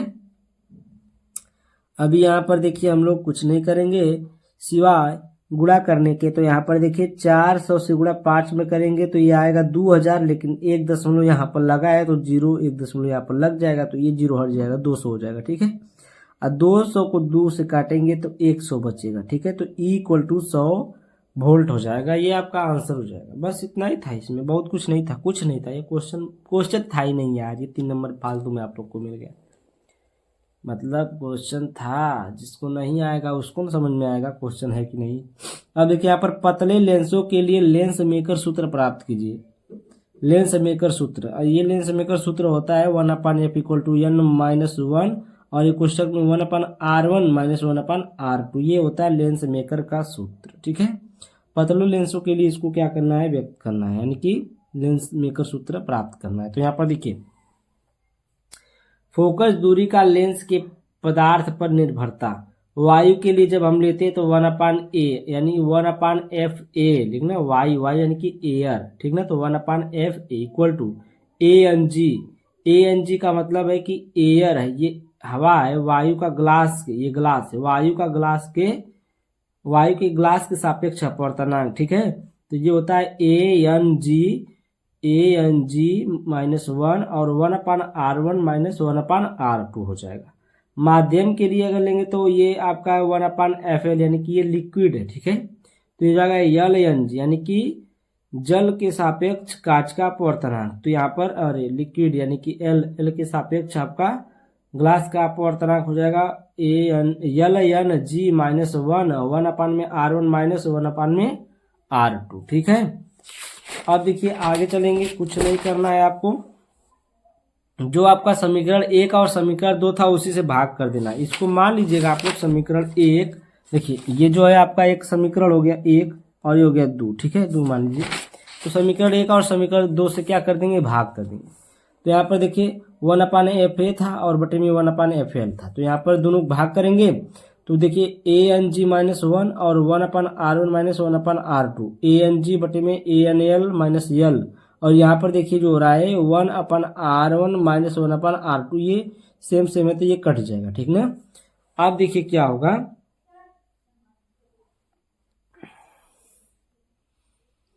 ये आपका होगा FL, ये जाएगा ऊपर और ये रहेगा नीचे, तो FL/FA, तो ये हो जाएगा ANG -1 और ये पूरे बटे ANG बटे में ANL, एक बार ANG लेंगे और एक बार ANL लेंगे। ठीक है, 2 बार ANG लेना है, माइनस में 1। अब यहाँ पर FL = FA और ANG -1 बटे में ANG बटे में ANL -1। अब देखिए फोकस दूरी का लेंस की वक्रता त्रिज्याओं पर निर्भरता, ये हेडिंग आपको लगाकर इस प्रकार से लिख देना है 1/f = n-1 1/r1 - 1/r2। कांच की द्विउत्तल लेंस के लिए, जब कांच का द्विउत्तल लेंस होगा उसके लिए क्या होगा, 1/f = 3/2 - 1 और 1/r + 1/r। ठीक है, अब देखिए जो आपका ये R1 = R2 = R, यानी कि जो द्विउत्तल होगा, जो इसका R होगा, तो यहाँ पर जो R1 और R2 लिया गया है, यहाँ पर दोनों सेम होगा। ठीक है, तो यहाँ पर R रख लिए, तो यहाँ पर देखिए 1/r + 1/r हो गया, यहाँ पर कोई कन्फ्यूज नहीं होगा। ठीक है, तो यहाँ पर जाएगा 1/f = हो जाएगा आपका 1/2, देखिए 1/2 कैसे ये हो गया है, जब हम लोग इसमें मल्टीप्लाई करेंगे तो ये 3 - 2 होगा, और 3 - 2 मतलब 1/2। ठीक ना, और गुणे में क्या हो जाएगा आपका 2/r, यानी कि ये दोनों आपस में जुड़ जाएगा, बटे में ये r बचेगा। ठीक है, बटे में ये r बचेगा, लस लेकर लगाएंगे इसका, तो r लस आएगा, एलसीएम कितना आएगा, r आएगा, और इस एक क्या हो जाएगा, जुड़ जाएगा, तो 2 से 2 कैंसिल हो जाएगा, यानी कि बचाएगा 1/r। तो 1/f = 1/r, यानी कि f = r, यानी कि f प्रोपोर्शनल टू क्या जाएगा, r आ जाएगा। इसी प्रकार द्विअवतल के लिए अगर निकालेंगे तो ये माइनस में हो जाता है। ठीक ना, तो f प्रोपोर्शनलिटी -r हो जाएगा। ठीक है, तो जब द्विअवतल के लिए निकालेंगे और द्विउत्तल के लिए निकालेंगे तो प्लस में रहेगा। अतः पतले लेंसों की फोकस दूरी अधिक तथा मोटे लेंसों की फोकस दूरी कम होती है। जो आपका पतला लेंस होता है उसके लिए जो फोकस दूरी होगी वो अधिक होगी, और जो आपका मोटा लेंस होगा उसके लिए जो फोकस दूरी होगी क्या होगी, कम होगी। ठीक है, अब देखिए हम लोग प्रश्न नंबर 5 पर चलते हैं। तो ये आपका प्रश्न नंबर 5 का क है, त्रिज्य चुंबकीय क्षेत्र क्या है, उपयुक्त आरेख की सहायता से चल कुंडली धारामापी का सिद्धांत समझाइए, इसकी सुग्राह्यता कैसे बढ़ाई जा सकती है। तो इसकी सुग्राह्यता कैसे बढ़ाई जा सकती है ये भी आपको बताना है। तो त्रिज्य चुंबकीय क्षेत्र वह चुंबकीय क्षेत्र जिसमें कुंडली का तल सदैव चुंबकीय क्षेत्र के समांतर होता है, वह चुंबकीय क्षेत्र जिसमें कुंडली का तल सदैव चुंबकीय क्षेत्र के समांतर होता है उसको हम लोग त्रिज्य चुंबकीय क्षेत्र कहते हैं। ठीक है, यहाँ पर देखिए कह रहा है कि वह चुंबकीय क्षेत्र जिसमें कुंडली का जो तल होता है सदैव चुंबकीय क्षेत्र के समांतर होता है। यानी कि यहाँ जो कुंडली, ये चुंबकीय क्षेत्र है, ये यन है, ये यस है, यह पोल है। देखिए यहाँ मान लीजिए चुंबक रखा है तो इसका यन पोल है और यहाँ पर यस पोल है। ठीक है, यानी कि नॉर्थ है और ये साउथ है, और यहाँ पर भी एक रखा हुआ है। तो जब इनका जो नॉर्थ और साउथ रहेगा यहाँ पर, और यहाँ पर देखिए कौन सा है, ये इस प्रकार से किया गया है, और यहाँ पर जो है ये लगाया गया है इस प्रकार से, इधर से लगाया गया है राइट, त्रिज्य चुंबकीय क्षेत्र। तो ये एग्जाम्पल, एक एग्जाम्पल के थ्रू यहाँ पर लिख लिया गया है कि इस प्रकार से रहेगा तो ये त्रिज्य चुंबकीय क्षेत्र नहीं होगा, और अगर इस प्रकार से रहेगा तो ये त्रिज्य चुंबकीय क्षेत्र होगा। ठीक, क्योंकि यहाँ पर देखिए एक ही ओर से, यहाँ पर चारों ओर से बधा हुआ है। यहाँ पर देखिए चल कुंडली धारा मापी, थोड़ा सा इसको समझिए, कोशिश करिएगा। चल कुंडली धारा मापी, चल कुंडली धारा मापी एक ऐसा उपकरण है जिसके द्वारा वैद्युत धारा का संसूचक तथा मापन किया जाता है। चल कुंडली धारा मापी की क्रिया चुंबकीय क्षेत्र में धारावाही कुंडली पर लगने वाले बल आघूर्ण पर आधारित होती है। ठीक ना, जो इसमें चल कुंडली, इसको आप लोग लिखिएगा पहले। चल कुंडली धारा मापी एक ऐसा उपकरण है जिसके द्वारा वैद्युत धारा का संसूचक तथा मापन किया जाता है। चल कुंडली धारा मापी की क्रिया चुंबकीय क्षेत्र में धारावाही कुंडली पर लगने वाले बल आघूर्ण पर आधारित होती है। ठीक ना, जो उसमें जो कुंडली होती है धारामापी की, उसमें जो चुंबकीय क्षेत्र में जो धारावाही कुंडली पर जो लगने वाला बल होता है उसी बल आघूर्ण पर आधारित होती है। उसके बाद चल कुंडली धारामापी की संरचना, चल कुंडली धारामापी की संरचना, इसमें तांबे के तारों से लिपटी हुई एक कुंडली होती है तथा यह कुंडली दो शक्तिशाली चुंबकों के बीच में रखी होती है, जिसके ध्रुव यन व यस हैं। जिसके ध्रुव क्या होते हैं, यन व यस है। इस कुंडली से एक संकेतक लगाया जाता है तथा एक पैमाने की सहायता से धारा का मापन किया जाता है। इसमें एक संकेतक लगाया जाता है, एक इसमें सेंसर लगाया जाता है, उसकी सहायता से उसी धारा क्या करते हैं, मापन करते हैं। ठीक है, तो यहाँ पर देखिए, यहाँ पर ये चल कुंडली धारा मापी का ये इस प्रकार से फिगर आपको बना लेना है।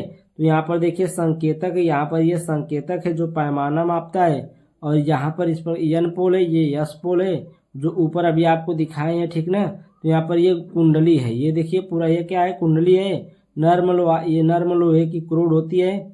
और यहाँ पर देखिए अस्थाई चुंबक, ये जो चुंबक है ये अस्थाई होता है। एक असमान चुंबकीय क्षेत्र चल कुंडली धारा मापी, तो ये क्या है, एक समान चुंबकीय क्षेत्र के चल कुंडली धारा मापी है। ठीक है, नेक्स्ट पेज पर चलिए हम लोग। अब देखिए यहाँ पर चल कुंडली धारा मापी का सिद्धांत, नर्म लोहे की क्रोड को चुंबक के ध्रुवों के बीच रखकर जब परिपथ में धारा प्रवाहित करते हैं, जो वो वहां पर आपको दिखाया जो नर्म लोहा था, नर्म लोहे की क्रोड थी। ठीक ना, उसी के बीच में जो ध्रुवों के बीच में क्या होता है, जब परिपथ के में धारा प्रवाहित करते हैं तो क्रोड के चारों ओर चुंबकीय क्षेत्र उत्पन्न हो जाता है। ठीक है, जो क्रोड होता है उसके चारों ओर क्या हो जाता है, चुंबकीय क्षेत्र उत्पन्न हो जाता है तथा कुंडली पर एक बल युग्म कार्य करता है, जिसकी दिशा फ्लेमिंग के बाएं हाथ के नियम से ज्ञात करते हैं। जो फ्लेमिंग के बाएं हाथ का नियम आप लोग कक्षा 10 से पढ़ते आ रहे होंगे, 9 से, उसी की बात कर रहे हैं। ठीक ना, जो फ्लेमिंग का बाएं हाथ का नियम होता है। जब कुंडली में धारा आई प्रवाहित करते हैं तो बल आघूर्ण ताऊ इक्वल टू क्या होता है, N I A into B into sine theta हो जाता है, जहां पर थीटा जो होगा वहां पर 90 डिग्री होगा। थीटा क्या होगा, 90 डिग्री। जब 90 डिग्री होगा तो साइन 90 डिग्री का मान होता है 1। तो यहाँ पर ताऊ इक्वल टू हो जाएगा यन आई ए बी। ठीक ना, N into I into A into B हो जाएगा। ठीक, माना साम्यावस्था में ऐठन कोण फाई है तथा ऐठन बल युग्म जो है सी हो, तो ऐठन कोण के लिए बल आघूर्ण सी फाई होगा। कुंडली का बल आघूर्ण ऐठन की अवस्था में बल आघूर्ण बराबर क्या हो जाएगा, N I A B equal to C phi होगा। और आई इक्वल टू जब हम लोग निकालेंगे तो सी अपान में एन ए बी इंटू में फाई, ठीक ना। चूंकि जो आपका सी अपान में N A B equal to होता है के नियतांक होता है, तो यहाँ पर इसके बराबर हम लोग लिख सकते हैं के, तो आई इक्वल टू हो जाएगा के इंटू फाई। के इंटू फाई क्यों हो गया पता है ना, सी अपान में एन ए बी, यहाँ पर सी अपान में एन ए बी जो है इसके बराबर क्या आता है, के होता है, यानी कि नियतांक के बराबर होता है, तो उसको हम लोग लिख सकते हैं। ठीक, तो लिख लीजिएगा इस प्रकार से। और यहाँ पर एक हेडिंग लगाए चल कुंडली धारामापी की सुग्राह्यता बढ़ाने के लिए। उसमें पूछा है कि सुग्राह्यता बढ़ाने के लिए क्या करना पड़ेगा, तो यहाँ पर देखिए सॉरी, कुंडली के घुमावों की संख्या कुंडली के क्षेत्र को बढ़ा सकते हैं, यानी कि जो कुंडली की घुमाव है उसकी संख्या को, जो उसकी संख्या जो होती है कुंडली की क्षेत्र को क्या कर सकती है, बढ़ा सकती है। चुंबक की तीव्रता बढ़ा सकते हैं हम लोग, या निलंबन तार या स्प्रिंग के मरोड़ी नियतांक या ऐठन नियतांक को कम कर सकते हैं। ठीक ना, यानी कि देखिए चल कुंडली धारामापी की अगर सुग्राह्यता बढ़ाना है तो कुंडली के जो घुमाव है उसकी संख्या जो है कुंडली के क्षेत्र को बढ़ा सकते हैं हम लोग, या फिर चुंबक की जो तीव्रता है उसको बढ़ा दीजिए, या फिर निलंबन तार है जो स्प्रिंग के मरोड़ दीजिए।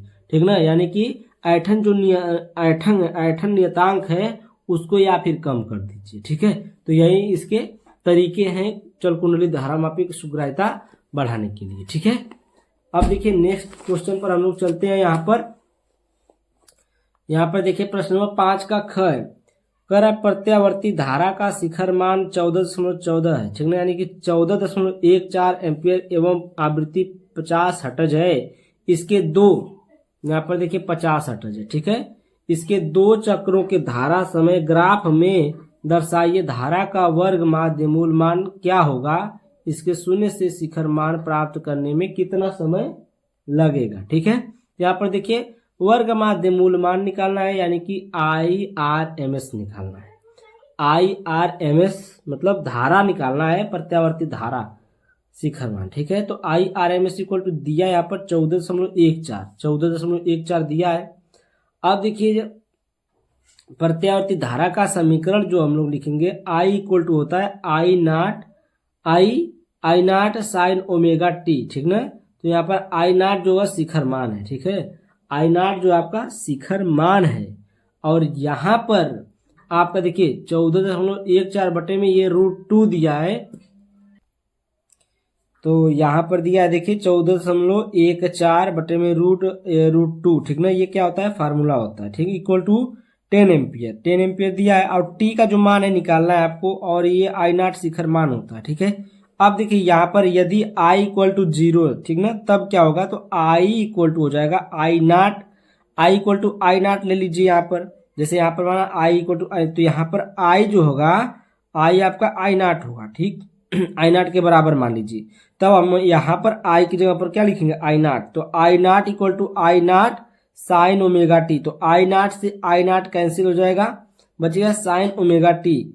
ठीक है, अब यहाँ पर जो होगा आपका ओमेगा टी इक्वल टू 1। ठीक है, ओमेगा टी इक्वल टू 1, तो ओमेगा टी इक्वल टू पाई अपान 2, यानी कि पाई का मान कितना होता है, साइन पाई का मान आप 180 यानी कि 180/2 को हम लोग क्या लिख सकते हैं, 1 लिख सकते हैं ना। यानी कि देखो साइन जो होता है, साइन यहाँ पर साइन लिखें और 180 बटे में 2 लिखें। अब इसको काटे 90 आएगा, 90 आएगा ना, 9 में 18 90 आएगा ना, तो यहाँ पर कट गया, तो 90 जो साइन 90 का मान होता है वो 1 होता है। ठीक है, तो यहाँ पर ओमेगा टी इक्वल टू 1 और यहाँ पर ओमेगा टी इक्वल टू पाई अपान 2 लिख सकते हैं हम लोग, यानी कि पाई अपान 2 का मतलब है पाई का मान होता है 180, तो 180 जगह पर हम लोग पाई लिख दीजिए, तो पाई और ये बटे में 2, इसका मतलब 1 होता है। ठीक है, इसका साइन पाई बाई 2 का मतलब 1 होता है, इसे मान लीजिए। अब यहाँ पर टी बराबर क्या हो जाएगा, टी बराबर आपका पाई बाई 2 इंटू में ओमेगा। अब यहाँ पर ओमेगा इक्वल टू निकालेंगे तो यहाँ पर एक फार्मूला होता है वृत्ति का, ओमेगा इक्वल टू 2 पाई और एफ जो आपकी आवृत्ति है। ठीक है, एफ क्या है, आवृत्ति है, तो यहाँ पर omega equal to 2 into pi into F हो जाएगा। तो यहाँ पर टी इक्वल टू आपको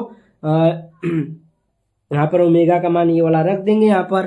तो यहाँ पर पाई बाई 2 और यहाँ पर ओमेगा बटे में है तो ओमेगा का मान रखेंगे 2 pi into F, 2 pi into में एफ, एफ जो है आपका 50 हर्ट्ज दिया है तो यहाँ पर 50 हर्ट्ज एफ का आवृत्ति का मान रख देंगे। ठीक है, तो यहाँ पर देखिए पाई से पाई कट जाएगा, पाई से पाई कट जाएगा, 50 दुना के 100 दुना के 200, तो t इक्वल टू 1/200 और 200 से 1 में भाग करेंगे तो 0.005 सेकेंड आएगा। शून्य से शिखर तक का समय यही लगेगा 0.005 सेकेंड। ये क्या हो जाएगा, ये इसका आंसर आएगा। ठीक है, बात समझ में आ गई होगी बढ़िया से। अब देखिए प्रश्न नंबर 5 का ख का अथवा है, कह रहा है कि एक समतल विद्युत चुंबकीय तरंग के वैद्युत क्षेत्र सदिश का आयाम ई नॉट इक्वल टू 150 n अपान मतलब न्यूटन प्रति कूलाम तथा आवृत्ति v इक्वल टू 50 mHz है। ठीक ना, यानी कि हर्ट्ज है। ठीक, ज्ञात कीजिए चुंबकीय क्षेत्र का आयाम बी नॉट ज्ञात करना है, कोणीय आवृत्ति ओमेगा, तरंगदैर्घ्य लैम्बडा, ये सब ज्ञात करना है। ठीक है, नेक्स्ट पेज पर हम लोग ज्ञात किए हैं। तो यहाँ पर हम पहले लिखेंगे दिया है आयाम कितना दिया है, ई नॉट इक्वल टू 150 न्यूटन पर कूलाम दिया है यहाँ पर। अब यहाँ पर जो आवृत्ति एफ लिखिए चाहे वी लिखिए कोई बात नहीं है, वी इक्वल टू दिया 50 mHz और वी इक्वल टू क्या हो जाएगा, जब इसको एम जो मेगा है इसको हम लोग हटाएंगे तो यहाँ पर वी इक्वल टू आपका आवृत्ति न्यू लिख लीजिए, म्यू नहीं लिखिए, ठीक ना, न्यू, तो nu equal to 50 into 10⁶ hertz हो जाएगा। ठीक है, तो यहाँ पर चुंबकीय क्षेत्र का आयाम निकालेंगे, बी नॉट फार्मूला होता है ई नॉट अपान में सी, तो ई नॉट अपान में सी, तो ई नॉट का मान 150 दिया है तो 150 बटे में सी, सी का मान आपका कितना होता है 3 × 10⁸ सी, यानी कि प्रकाश का जो मान होता है। ठीक है, तो सी का जो मान होगा कितना होगा 3 × 10⁸ होता है, आपको पता है, तो 3 × 5 = 15, 50 हो गया। और देखिए यहाँ पर लिखेंगे 5 × 10 यानी 50 को लिख सकते हैं 5 × 10 और यहाँ पर 10⁸ है तो इसको 10⁷ 7 × 10, 10 से 10 कट जाएगा। अब ये 5 × 10⁻⁻7 ये ऊपर जाएगा तो हो जाएगा -7 टेस्ला। ठीक है, अब यहाँ पर दूसरा है कोणीय आवृत्ति ओमेगा, ओमेगा इक्वल टू क्या होता है आपका 2 पाई वी, 2 पाई न्यू लिख लीजिए। ठीक है, तो यहाँ पर देखिए omega equal to 2 pi into में 50 × 10⁶, ये देखिए निकाले ना, निकाले तो ये आया है। ठीक है, न्यू को मान आया यहाँ पर, ऊपर देख लीजिए, ऊपर न्यू इक्वल टू आया 50 × 10⁶ हर्ट्ज, तो यहाँ पर हो जाएगा 50 × 10⁶ हर्ट्ज और 2 × 10 ये कितना पाई का मान है 3.14, 2 × 3.14 पाई का मान × 10⁶ और × 50 ये बाद में लिख दिए हैं। तो यहाँ पर देखिए तो ये ओमेगा इक्वल टू हो जाएगा 3.14 × 10⁸. ठीक है, और ये हो जाएगा रेडियस। क्यों ऐसा क्यों हो गया, तो यहाँ पर देखिए 50 × 2 करेंगे तो कितना हो जाएगा 100 हो जाएगा, तो 100 का मतलब है कि 10⁻2, तो यहाँ पर देखिए 10⁻6 था, यहाँ पर 10⁻8 हो गया है, तो वही पावर बढ़ गया। ठीक है, तो 100 हट गया, तो 3.14 × 10⁸ रेडियस। ठीक है, तरंग दैर्घ्य निकालना है, लैम्डा का मान इक्वल टू होता है C/न्यू। ठीक है, तो यहाँ पर C/न्यू का मान निकालेंगे हम लोग, तो यहाँ पर देखिए 3 × 10⁸ बटे में 50 यानी कि गुणे में 10⁶ इतना था इसका मान। तो यहाँ पर देखिए यहाँ पर इसको हम लोग 300 कर देंगे तो ये कट जाएगा आराम से, तो 50 दूना के 50 छक्का कटेगा, 5 छक्का 30 यानी कि 6 बार में जाएगा, तो 6 ऊपर गया 6 नीचे का ये 6, तो 6 से 6 भी कट जाएगा। ठीक है, बचेगा खाली 6, तो लैम्डा इक्वल टू 6 मीटर। ठीक है, तो लैम्डा का मान कितना आएगा 6 मीटर आएगा, कितना आएगा 6 मीटर। ठीक ना, अब सारा ये पूरा एक सेट खत्म है। तो इस नंबर पर 7460012763 इस नंबर पर आप लोग कॉन्टेक्ट करके पीडीएफ ले सकते हैं। ठीक ना, पीडीएफ लेने के लिए आपको इस नंबर पर व्हाट्सअप करना पड़ेगा और पीडीएफ के लिए पेमेंट लगता है। ठीक है, 200 रुपये पेमेंट लगता है, 3 सब्जेक्ट का आपको 2020 से लेकर के 2025 तक सारे सोल्यूशन मिल जाएंगे। सेट नंबर 3 हम लोग कर रहे थे, तो चलिए यहाँ पर सेट नंबर 3 में कुछ क्वेश्चन हो चुके हैं। प्रश्न नंबर 5 का ख तक हो चुका है, प्रश्न नंबर 5 का ग देखना है। तो यहाँ पर देखिए क्वेश्चन नंबर यहाँ पर है, प्रश्न नंबर 5 का ग, विस्थापन धारा से क्या तात्पर्य है, संशोधित एम्पियर नियम का समीकरण लिखिए। ठीक ना, एकदम सिंपल सा है, कोई इसमें दिक्कत नहीं। विस्थापन धारा से क्या तात्पर्य, परिभाषा लिखना है और जो संशोधित एम्पियर नियम है उसका समीकरण लिखना है। ठीक ना, संतुलित नहीं करना है, लिखना है।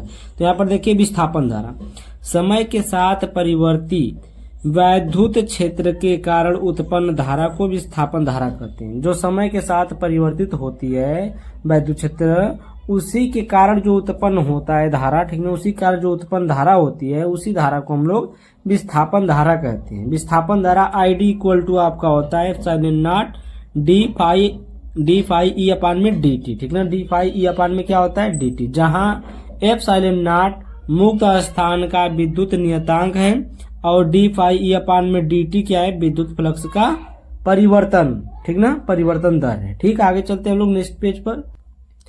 अब देखिए यहाँ पर संशोधित एम्पियर नियम यहाँ पर है, देखिए यहाँ पर है डेल इंटू में बी और यहाँ पर म्यू नॉट जे प्लस में म्यू नॉट एप्सिलॉन नॉट और यहाँ पर डेल ई अपान में डेल टी है, ठीक है, डेल ई अपान में डेल टी, ठीक। और यहाँ पर व्याख्या अगर हम लोग इसकी करें तो यहाँ पर जो ये आपको दिख रहा है डेल इंटू बी, इसका मतलब है चुंबकीय क्षेत्र का घूर्णन, और जो यहाँ पर म्यू नॉट जे दिख रहा है इसका मतलब है चालकीय धारा घनत्व द्वारा उत्पन्न योगदान, और देखिए mu naught E epsilon naught del E अपान डेल टी का मतलब है विस्थापन धारा द्वारा योगदान, जो विस्थापन धारा द्वारा जो योगदान दिया जा रहा है उसका, ठीक है।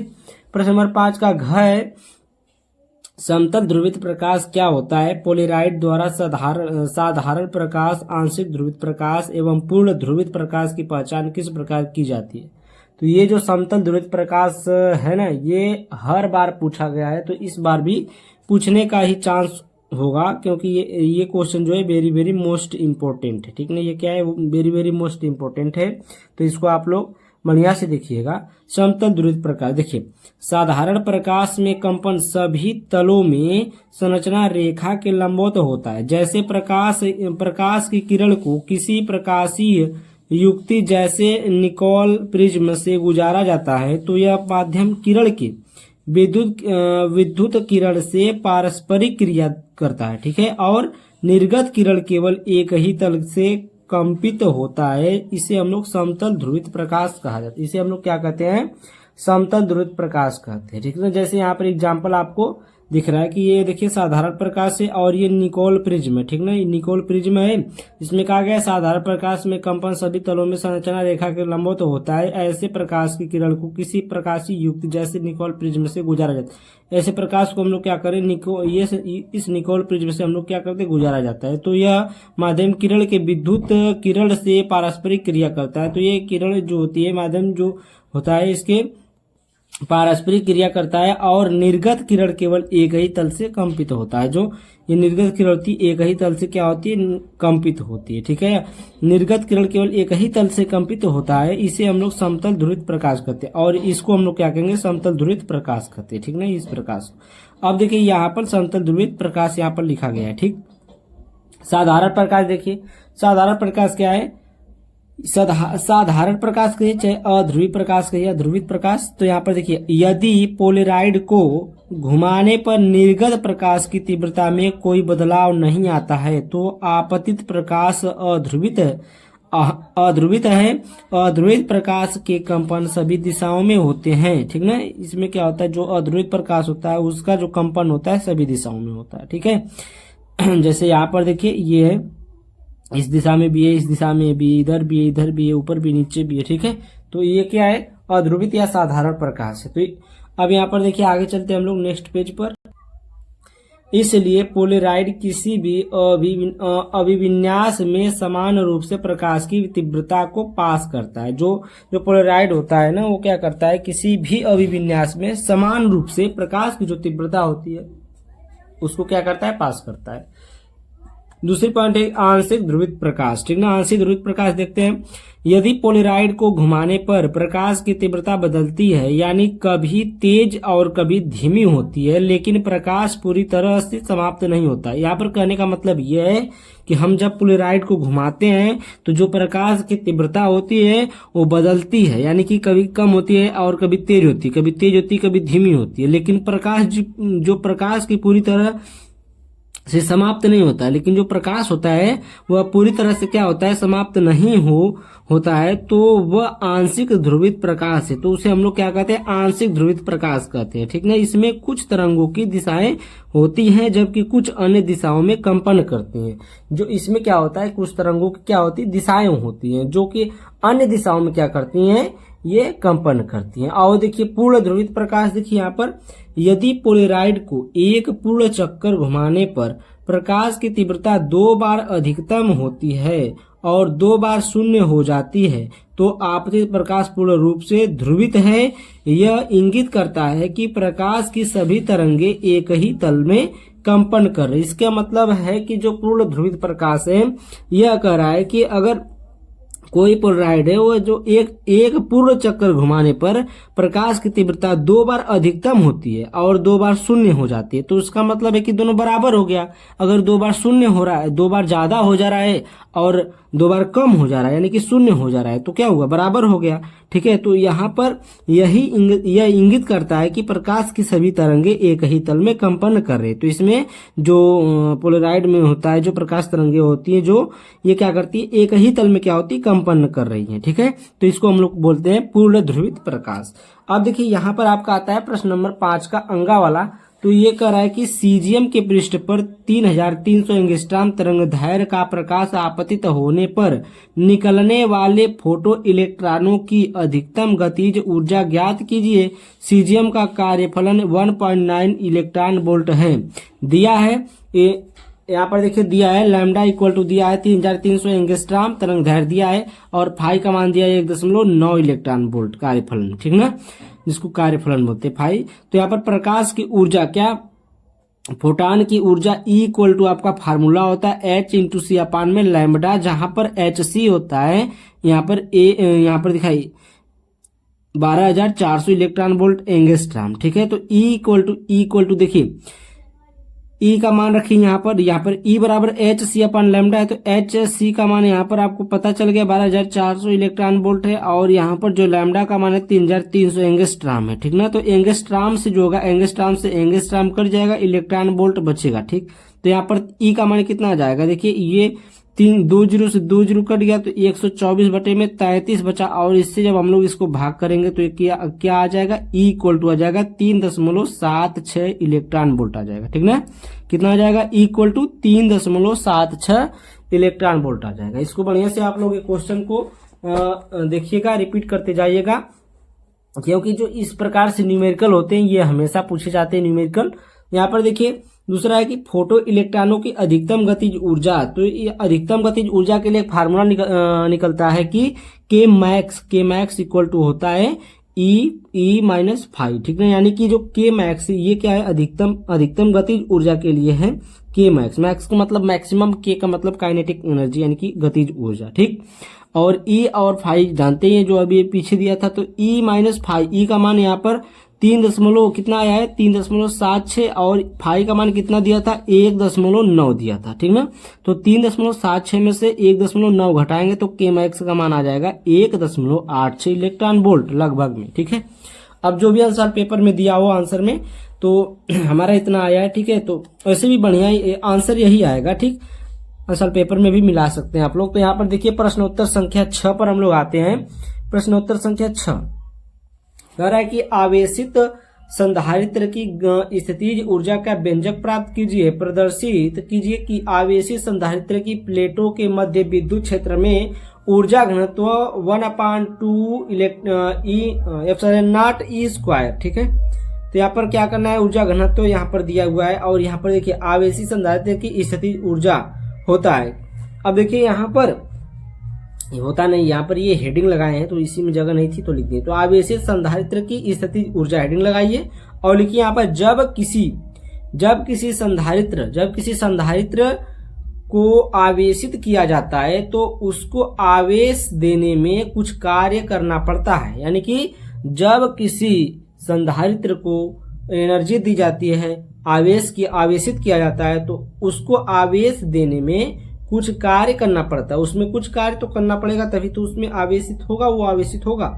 जो संधारित्र वैद्युत स्थितिज ऊर्जा के रूप में संचित हो जाता है, जो क्या होता है, जो संधारित्र जो होता है वो वैद्युत स्थितिज ऊर्जा के रूप में संचित हो जाता है। जब संधारित्र की किसी प्रतिरोध तार में विसर्जित किया जाता है तो यह ऊर्जा उष्मा के रूप में प्रकट होती है। यह ऊर्जा किस में प्रकट होती है, उष्मा के रूप में प्रकट होती है। ठीक है, अब देखिए यहाँ पर माना किसी ऐसे आपको लिखना है, ठीक है, इस प्रकार से लिखिएगा, माना किसी संधारित्र की धारिता C और उसे किसी क्षण आवेशित करने पर उसका आवेश Q कहिए Q डैश तथा उस क्षण उसका विभवांतर V डैश है, तब यहाँ पर आपका ये फार्मूला बनेगा V dash equal to Q dash upon में C बनेगा। ठीक ना, या फिर इसी से बनेगा जो V इक्वल टू होता है Q अपान में C, इसी से बन रहा है V dash equal to Q dash upon में C बन रहा है। ठीक है,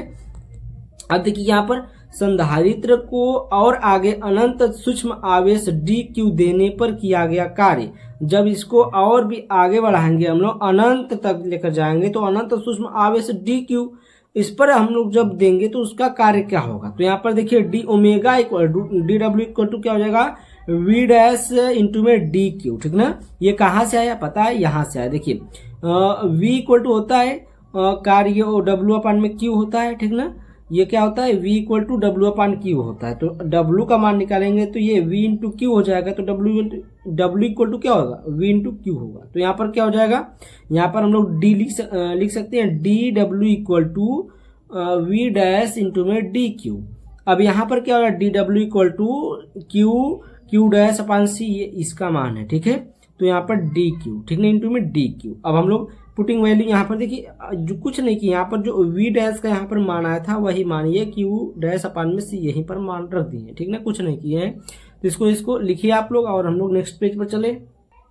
अब देखिए यहाँ पर संधारित्र को शून्य से q आवेश तक देने में किया गया कार्य। अब देखिए जो शून्य से हम लोग q आवेश तक जब इसको देंगे आवेशित करेंगे तो उसमें जो कार्य होगा वो क्या होगा। तो यहाँ पर हम लोग समाकलन का चिन्ह लगाएंगे डी डब्ल्यू इक्वल टू क्या हो जाएगा, यहाँ पर क्यू से शून्य से क्यू तक लेकर जाना है तो शून्य से क्यू यहाँ पर लिमिट लगाएंगे शून्य से क्यू और यहाँ पर क्यू डैश अपान सी और डी क्यू। ठीक है, ये देखिए जब हम लोग समाकलन करते हैं तो जैसे डी एक्स का एक्स होता है, ठीक ना, उसी प्रकार से यहाँ पर आपका समाकलन होगा। ठीक है, तो ये जो सी है आपका कांस्टेंट है तो 1/c बाहर आ जाएगा और ये क्यू डैश अपन डी, ये क्यू डैश डी क्यू रहेगा। ठीक है, तो यहाँ पर जो लिमिट लगाई गई है ये लिमिट देखिए यहाँ पर लग जाएगी।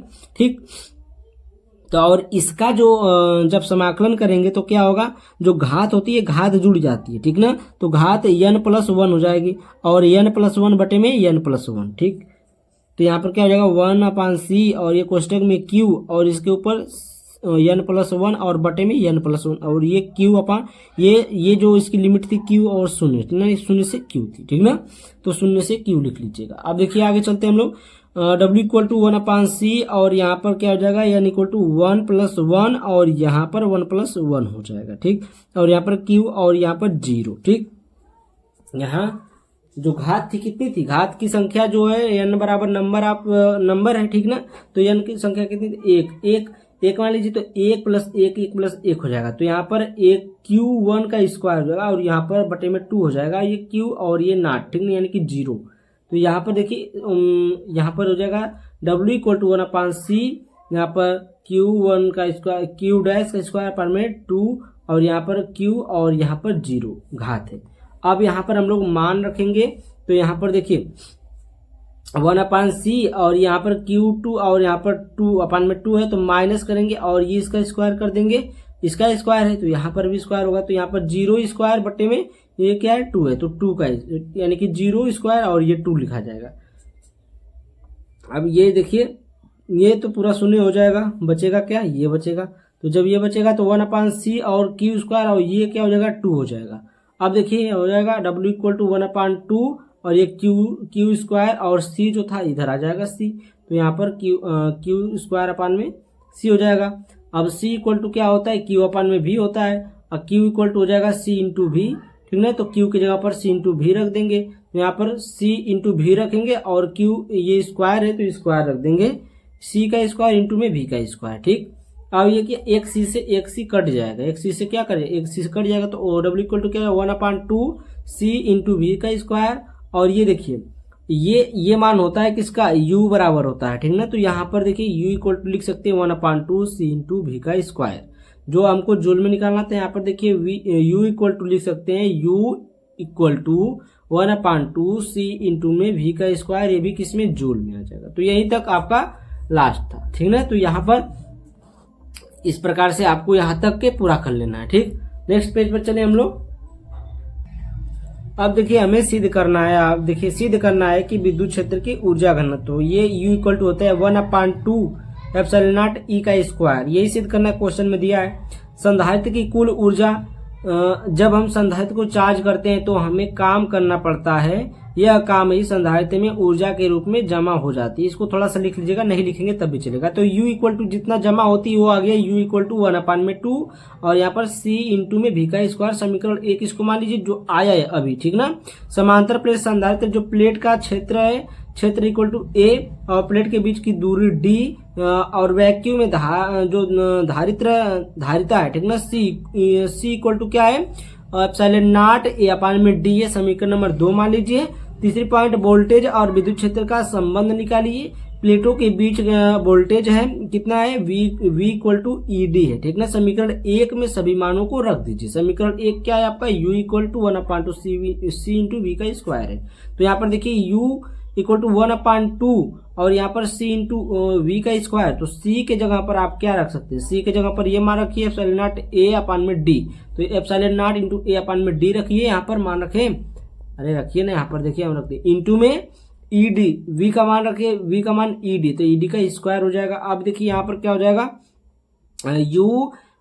U equal to 1/2 epsilon naught ADE का स्क्वायर। ठीक ना, ऊर्जा घनत्व तो प्लेटों के बीच आयतन देखिए V इक्वल टू आएगा आपका A इंटू डी आएगा। ठीक ना, तो U इक्वल टू आया कैपिटल U अपान में A/d। ठीक ना, U अपान में A into D, 1/2 epsilon naught ADE square. देखिए यहाँ पर आया है ये, और इसके जगह पर हम लोग ये बटे में AD। ठीक ना, बटे में क्या AD, और ये अब जब हम लोग रखेंगे तो U इक्वल टू क्या आ जाएगा आपका 1/में एप्सिलॉन नॉट E का स्क्वायर। यही आपको प्रूव करना था, देखिए प्रूव कर दिए। ठीक है, तो यहाँ पर जो मान है यही मान यहाँ पर रख देंगे तो ये मान आ जाएगा। ठीक, अब कुछ नहीं, ये AD से AD कट जाएगा, कुछ चिंता मत करिए, AD से AD कट जाएगा तो 1/एप्सिलॉन नॉट E स्क्वायर बचेगा। तो यही आपको प्रूव करना था ऊर्जा घनत्व, तो ये आपका प्रूव हो गया। ठीक है, आगे चले हम लोग।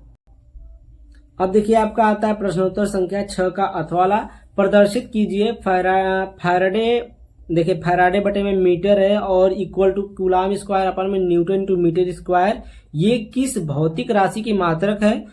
यदि 6 माइक्रोफैरड यहाँ पर दिया, ये यदि 6 माइक्रोफैरड धारिता वाले संधारित्र के सिरों का विभवांतर 2.0 वोल्ट है तो बैटरी के सिरों के बीच विभवांतर प्राप्त कीजिए। ठीक ना, अब यहाँ पर देखिए एक इस प्रकार से दे दिया, यहाँ पर 4 माइक्रोफैरड है, यहाँ पर 6 माइक्रोफैरड, यहाँ पर वोल्टेज लगा हुआ है। तो यहाँ पर देखिए हम लोग को निकालना है, जो कह रहा है कि फैराडे बटे metre equal to coulomb square upon में इंटू मीटर स्क्वायर है। यह मुक्त स्थान का नियतांक एप्सिलॉन नॉट जो है परमिटिविटी ऑफ फ्री स्पेस का मात्रक है। ठीक ना, कर सकते हैं जो एप्सिलॉन नॉट उसका मात्रक है। दो संधारित्र 4 माइक्रोफैरड और 6 माइक्रोफैरड श्रेणी क्रम में जुड़े हुए हैं। तो जो आपका ये 4 माइक्रोफैरड और 6 माइक्रोफैरड ये किस क्रम में है, श्रेणी क्रम में जुड़े हुए हैं। ठीक ना, समवर्ती धारा हम देखिए यहाँ पर लेंगे इक्विवेलेंट कैपेसिटेंस। ठीक ना, तो यहाँ पर देखिए 1/CEQ, ये फार्मूला होता है 1/CEQ और इक्वल टू होता है जो यहाँ पर दिया रहेगा समांतर संधारित्र जो श्रेणी क्रम में दिया रहेगा उसका हम लोग मान लेते हैं 1/4 प्लस 1/6। ठीक, तो यहाँ पर जब लॉस लेंगे तो ये 12 आएगा और इसको भाग करके जब यहाँ पर गुणा किया जाएगा तो 3 + 2 आएगा। ठीक ना, तो 3 + 2 5, यानी कि 5 बटे में 12 दशमलव निकालेंगे हम लोग तो CEQ इक्वल टू क्या आ जाएगा 2.4 फैरड आ जाएगा। ठीक है, अब देखिए बी आवेश जो है, आवेश देखिए यहाँ पर श्रृंखला में सभी संधारित्रों पर समान समान आवेश क्यों होता है। दिया है 6 माइक्रोफैरेड वाले संधारित्र पर विभवांतर V2 इक्वल टू 2.0 यहाँ पर दिया है, ठीक ना, क्वेश्चन में दिया था, ठीक ना। Q इक्वल टू होता है फार्मूला C2 इंटू में V2। अब यहाँ पर हम लोग मान रखेंगे 6 गुणे 10 की पावर माइनस 6 और बट इंटू में 2 और ये 12 गुणे, ये देखिए 6 दुना के 12, 12 गुणे 10 की पावर माइनस 6 कूलाम। तो पूरे परिपथ में यही Q होगा, यानी कि यही आवेश होगा पूरे परिपथ में। कितना आवेश होगा, यही Q होगा, ठीक ना। तो 4 माइक्रोफैरेड वाले पर विभवांतर देख लेते हैं हम लोग। 4 माइक्रोफैरेड वाले पर तो V1 निकालेंगे हम लोग, तो V इक्वल टू होता है Q/C। तो 1 लिखे तो 1 यहाँ पर भी लिख दीजिए, कोई दिक्कत नहीं है। तो यहाँ पर Q का मान आपका आया है 12 गुणे 10 की पावर माइनस 6 और यहाँ पर जो आप लिखेंगे C1 का मान, ये C का मान कितना आया है, तो यहाँ पर लिखेंगे 4 गुणे 10 की पावर माइनस 6, यानी कि माइनस 6 ये क्यों लिख रहे हैं, तो यहाँ पर फैरेड को माइक्रोफैरेड को चेंज कर रहे हैं फैरेड में, ठीक। यहाँ 10 की पावर माइनस 6 तो 10 की पावर माइनस 6 कट जाएगा, 12 को हम लोग 4 से काटेंगे तो 4 3 12 तो 3.0 वोल्ट आएगा, ठीक। तो ये आ गया आपका V का मान, इतना आ गया वोल्ट। अब हम लोग नेक्स्ट पेज पर चलते हैं। बैटरी का कुल विभवांतर निकालिए। बैटरी का कुल विभवांतर V इक्वल टू होता है V1 प्लस V2 कर दीजिए, ठीक ना। V1 प्लस V2 कर देंगे तो बैटरी का कुल जो विभवांतर होगा वो आपका निकल जाएगा। तो कितना आया था, पहले में 3.0 आया था और प्लस में 2.0 था। तो यहाँ पर कितना आ जाएगा, पूरा टोटल करेंगे 3 2 5 हो जाएगा, तो 5 वोल्ट ये आपका आ जाएगा बैटरी का कुल विभवांतर। प्रश्न नंबर 7 पर आ गए, तो थोड़ा सा जल्दी जल्दी हम लोग करा देते हैं। प्रश्न नंबर 7 देखिए, तरंगाग्र की परिभाषा दीजिए। हाइगेन के द्वितीयक तरंगिका सिद्धांत से तरंगों की अपवर्तन की व्याख्या कीजिए। तो यहाँ पर ये क्वेश्चन बार बार पूछता है, क्वेश्चन आप लोग बढ़िया से देखिएगा। ये क्वेश्चन पिछली वीडियो में भी हम करा चुके हैं, ठीक ना, यानी कि सेट 1 या सेट 2 में इसको कराए हैं क्वेश्चन को। एक ही प्रावस्था में कंपायमान माध्यम के सभी कणों के बिंदु पथों को तरंगाग्र कहते हैं, ठीक ना। एक ही प्रावस्था में कंपायमान माध्यम के सभी कणों के बिंदु पथों को तरंगाग्र कहते हैं, यानी कि जो कह रहा है कि एक ही प्रावस्था में, यानी कि एक ही अवस्था हो और उसमें जो कंपायमान माध्यम के सभी जो कण हैं उन बिंदु पथों को हम लोग क्या कहते हैं, तरंगाग्र, यानी कि जो कंपन करने की अवस्था है उसकी सब एक हो, ठीक है। तो उसी को हम लोग क्या कहेंगे, तरंगाग्र कहेंगे। तो इसमें आप लोग इस फिगर को बढ़िया से बनाइएगा। देखिए हम इसको बता दे रहे हैं क्या, कहाँ पर क्या क्या लिखा है। यहाँ पर देखिए इस प्रकार से लाइनिंग करेंगे। यहाँ पर से देखिए, यहाँ पर देखिए कोण I है, यहाँ पर कोण R है, यहाँ पर कोण आपतन और परावर्तन कोण होते हैं। तो यहाँ पर देखिए I, यहाँ पर देखिए 90 माइनस I है, ठीक है। ये देखिए कोण I है और ये कोण 90 माइनस I है, ठीक। और ये देखिए कोण R है, ठीक। ये देखिए जब कोण I रहेगा तो यहाँ का कोण जो है R रहेगा, ठीक ना। जैसे यहाँ पर कोण R है और यहाँ पर देखिए जो ये वाला कोण है पूरा कोण 90 माइनस R है और यहाँ पर कोण R है, तो ये वाला जो कोण होगा ये I होगा, ठीक। और यहाँ पर मान रख लीजिएगा जो भी है। तो यहाँ पर देखिए माना Z इंटू Z और Z डैश, माना Z डैश, यानी कि यहाँ से यहाँ तक माना Z डैश एक अपवर्तक पृष्ठ है। ये पृष्ठ है जिस पर तिरछा समतल तरंगाग्र A B आपतन कोण I पर आपतित हो रहा है, ठीक ना। जो कह रहा है कि ये कोण माना Z और Z डैश एक अपवर्तक पृष्ठ है, यह पृष्ठ है जिस पर जो तिरछा समतल तरंगाग्र ये वाला, ठीक ना, तिरछा तरंगाग्र A B आपतन कोण I, जो कह रहा है कि ये A है और ये A B, ठीक ना, A B जो है ये आपतन कोण I जो है, यहाँ पर देखिए आपतन कोण I आपतित तो हो रहा है। तरंगाग्र पर उपस्थित सबसे नीचे वाली तरंग अपवर्तक पृष्ठ को सबसे पहले बिंदु A पर स्पर्श करती है, यानी कि ये वाली जो आ रही है, ठीक ना, सबसे पहले कहाँ पर, A पर स्पर्श करती है। उसके बाद जब ये B वाला स्पर्श करता है यहाँ पर, तब तक ये जो है यहाँ पर निकल जाता है ना। इसके कहने का मतलब ये है, देखिए यहाँ पर अभी हम समझाएंगे आपको। A पर स्पर्श करती है जबकि ठीक इसी समय ऊपर वाली तरंग बिंदु B पर होती है। तो यहाँ पर कह रहा है कि जो ऊपर वाली ये वाली तरंग है ये कहाँ पर होती है, अभी B पर होती है, यहाँ पर होती है। जब ये A वाला जो ये वाला किरण आता है यहाँ तक, तब तक ये वाला जो किरण होता है यहीं तक रहता है, ठीक है। इसी समय ऊपर वाली तरंग बिंदु B पर होती है। जितने समय में जो भी T मान लीजिए, जो भी समय सेकेंड हो, ठीक ना, T में ऊपर वाली तरंग बिंदु B से चलकर A डैश पर पहुंचती है, ठीक उतने ही समय में बिंदु A पर पहले पड़ चुकी तरंग अपवर्तन के पश्चात बी डैश पर पहुंच जाती है। कह रहा है कि यहाँ पर जो आपकी ये वाली किरण है, जो ये वाली किरण आ रही है, जब तक ये ए डैश तक पहुंचती है ये किरण, तब तक ये वाली किरण इसको क्रॉस करके बी डैश तक पहुंच जाती है। ठीक है, कह रहा है कि ये जो किरण आ रही है तो ये वाला जब तक ये ए डैश तक पहुंचता है तब तक ये वाली किरण यहाँ पर बी डैश तक पहुंच जाती है। ठीक है, अब हम लोग आगे चलते हैं, यहाँ पर इसको देख लीजिएगा, लिख लीजिएगा। आगे चले हम लोग नेक्स्ट पेज पर। अब देखिए यहाँ पर ए डैश व बी डैश को मिलाने पर अपवर्तित तरंगाग्र ए डैश बी डैश प्राप्त होता है। ठीक ना, जब हम लोग दोनों को मिलाएंगे तो हम लोग को क्या प्राप्त होगा, ए डैश और बी डैश प्राप्त होगा। यदि पहले माध्यम में प्रकाश तरंगों की चाल V1 तथा दूसरे माध्यम में प्रकाश तरंगों की चाल V2 हो तो दूरी इक्वल टू चाल इंटू समय होता है। ठीक है, फार्मूला होता है दूरी इक्वल टू चाल इंटू समय। तो यहाँ पर क्या हो जाएगा, B into A dash equal to V1, ये क्या हो गया, V1 ये चाल हो गया और T समय हो गया। ठीक ना, और ये दूरी हो गई, जो B और A ये दूरी हो गई। ठीक, तो B into A dash equal to V1 into में T हो जाएगा, और जब A और B डैश निकालेंगे तो V2 इंटू में T हो जाएगा। समकोण हम लोग चलेंगे AB A डैश से, तो यहाँ पर देखिए समकोण कौन सा, AB A त्रिभुज कर रहा है। ठीक ना, तो यहाँ पर देखिए AB A डैश से, तो यहाँ पर चलेंगे AB A त्रिभुज AB A डैश से। ठीक ना, तो AB A डैश से चलेंगे हम लोग। तो यहाँ पर देखिए समकोण जो त्रिभुज है AB A डैश में, तो साइन I इक्वल टू क्या हो जाएगा, B A डैश अपान में A डैश। ठीक ना, तो साइन बराबर क्या होता है, साइन बराबर पता है ना क्या होता है, लंब बटा कर्ण होता है। ठीक ना, तो साइन I बटे ये क्या हो जाएगा, B A डैश और A upon A into A dash. तो यहाँ पर क्या हो जाएगा, B A डैश और A डैश हो जाएगा। ठीक है, तो ये हो जाएगा। ठीक है, इक्वल टू आपका V1, ये देखिए क्या है, B into A dash equal to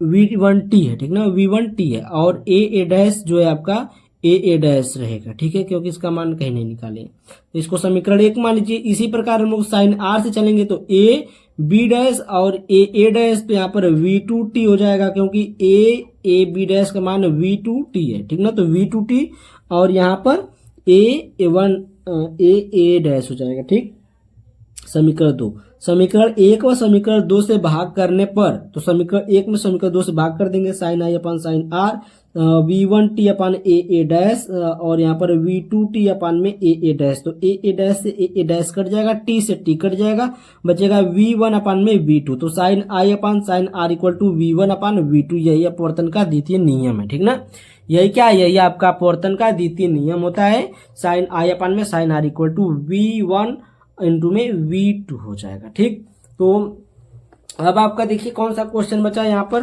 प्रश्नोत्तर संख्या 7 का अथवा वाला बचा है। तो प्रश्नोत्तर संख्या 7 का अथवा यहाँ पर हम लोग हल कर लिए हैं। क्वेश्चन क्या है, कह रहा है कि एक दूरदर्शी के अभिदृश्यक एवं नेत्रिका लेंसों की फोकस दूरियां क्रमशः 40 सेंटीमीटर एवं 4 सेंटीमीटर है। अभिदृश्यक लेंस के आगे 200 सेंटीमीटर दूर रखी वस्तु होने पर सामान्य दृष्टि के लिए दोनों लेंसों के बीच की दूरी तथा आवर्धन क्षमता ज्ञात कीजिए। दोनों लेंसों के बीच की दूरी ज्ञात करना है और आवर्धन क्षमता भी ज्ञात करना है। ठीक है, तो यहाँ पर देखिए दिया क्या है, अभिदृश्यक की फोकस दूरी FO जिससे कहते हैं अभिदृश्यक की फोकस दूरी। ठीक ना, FO दिया है कितना, 40 सेंटीमीटर, और आपका नेत्रिका की फोकस दूरी FE जो दिया है 4 सेंटीमीटर दिया है। वस्तु अभिदृश्यक से U यानी कि ये देखिए 200 सेंटीमीटर दूर रखी है। ठीक ना, जो वस्तु है जो U इक्वल टू है 200 सेंटीमीटर दूरी पर रखी है। लेंस समीकरण से हम लोग चलेंगे, तो लेंस समीकरण आपको पता होगा 1/FO इक्वल टू 1/VO कहिए चाहे V0 कहिए। ठीक ना, प्लस में 1/U, यानी कि देखिए 1/F इक्वल टू होता है 1/V प्लस 1/U होता है ना। अब यहाँ पर जब FO लगाएंगे तो यहाँ पर भी हमको O बढ़ाना पड़ेगा। ठीक, तो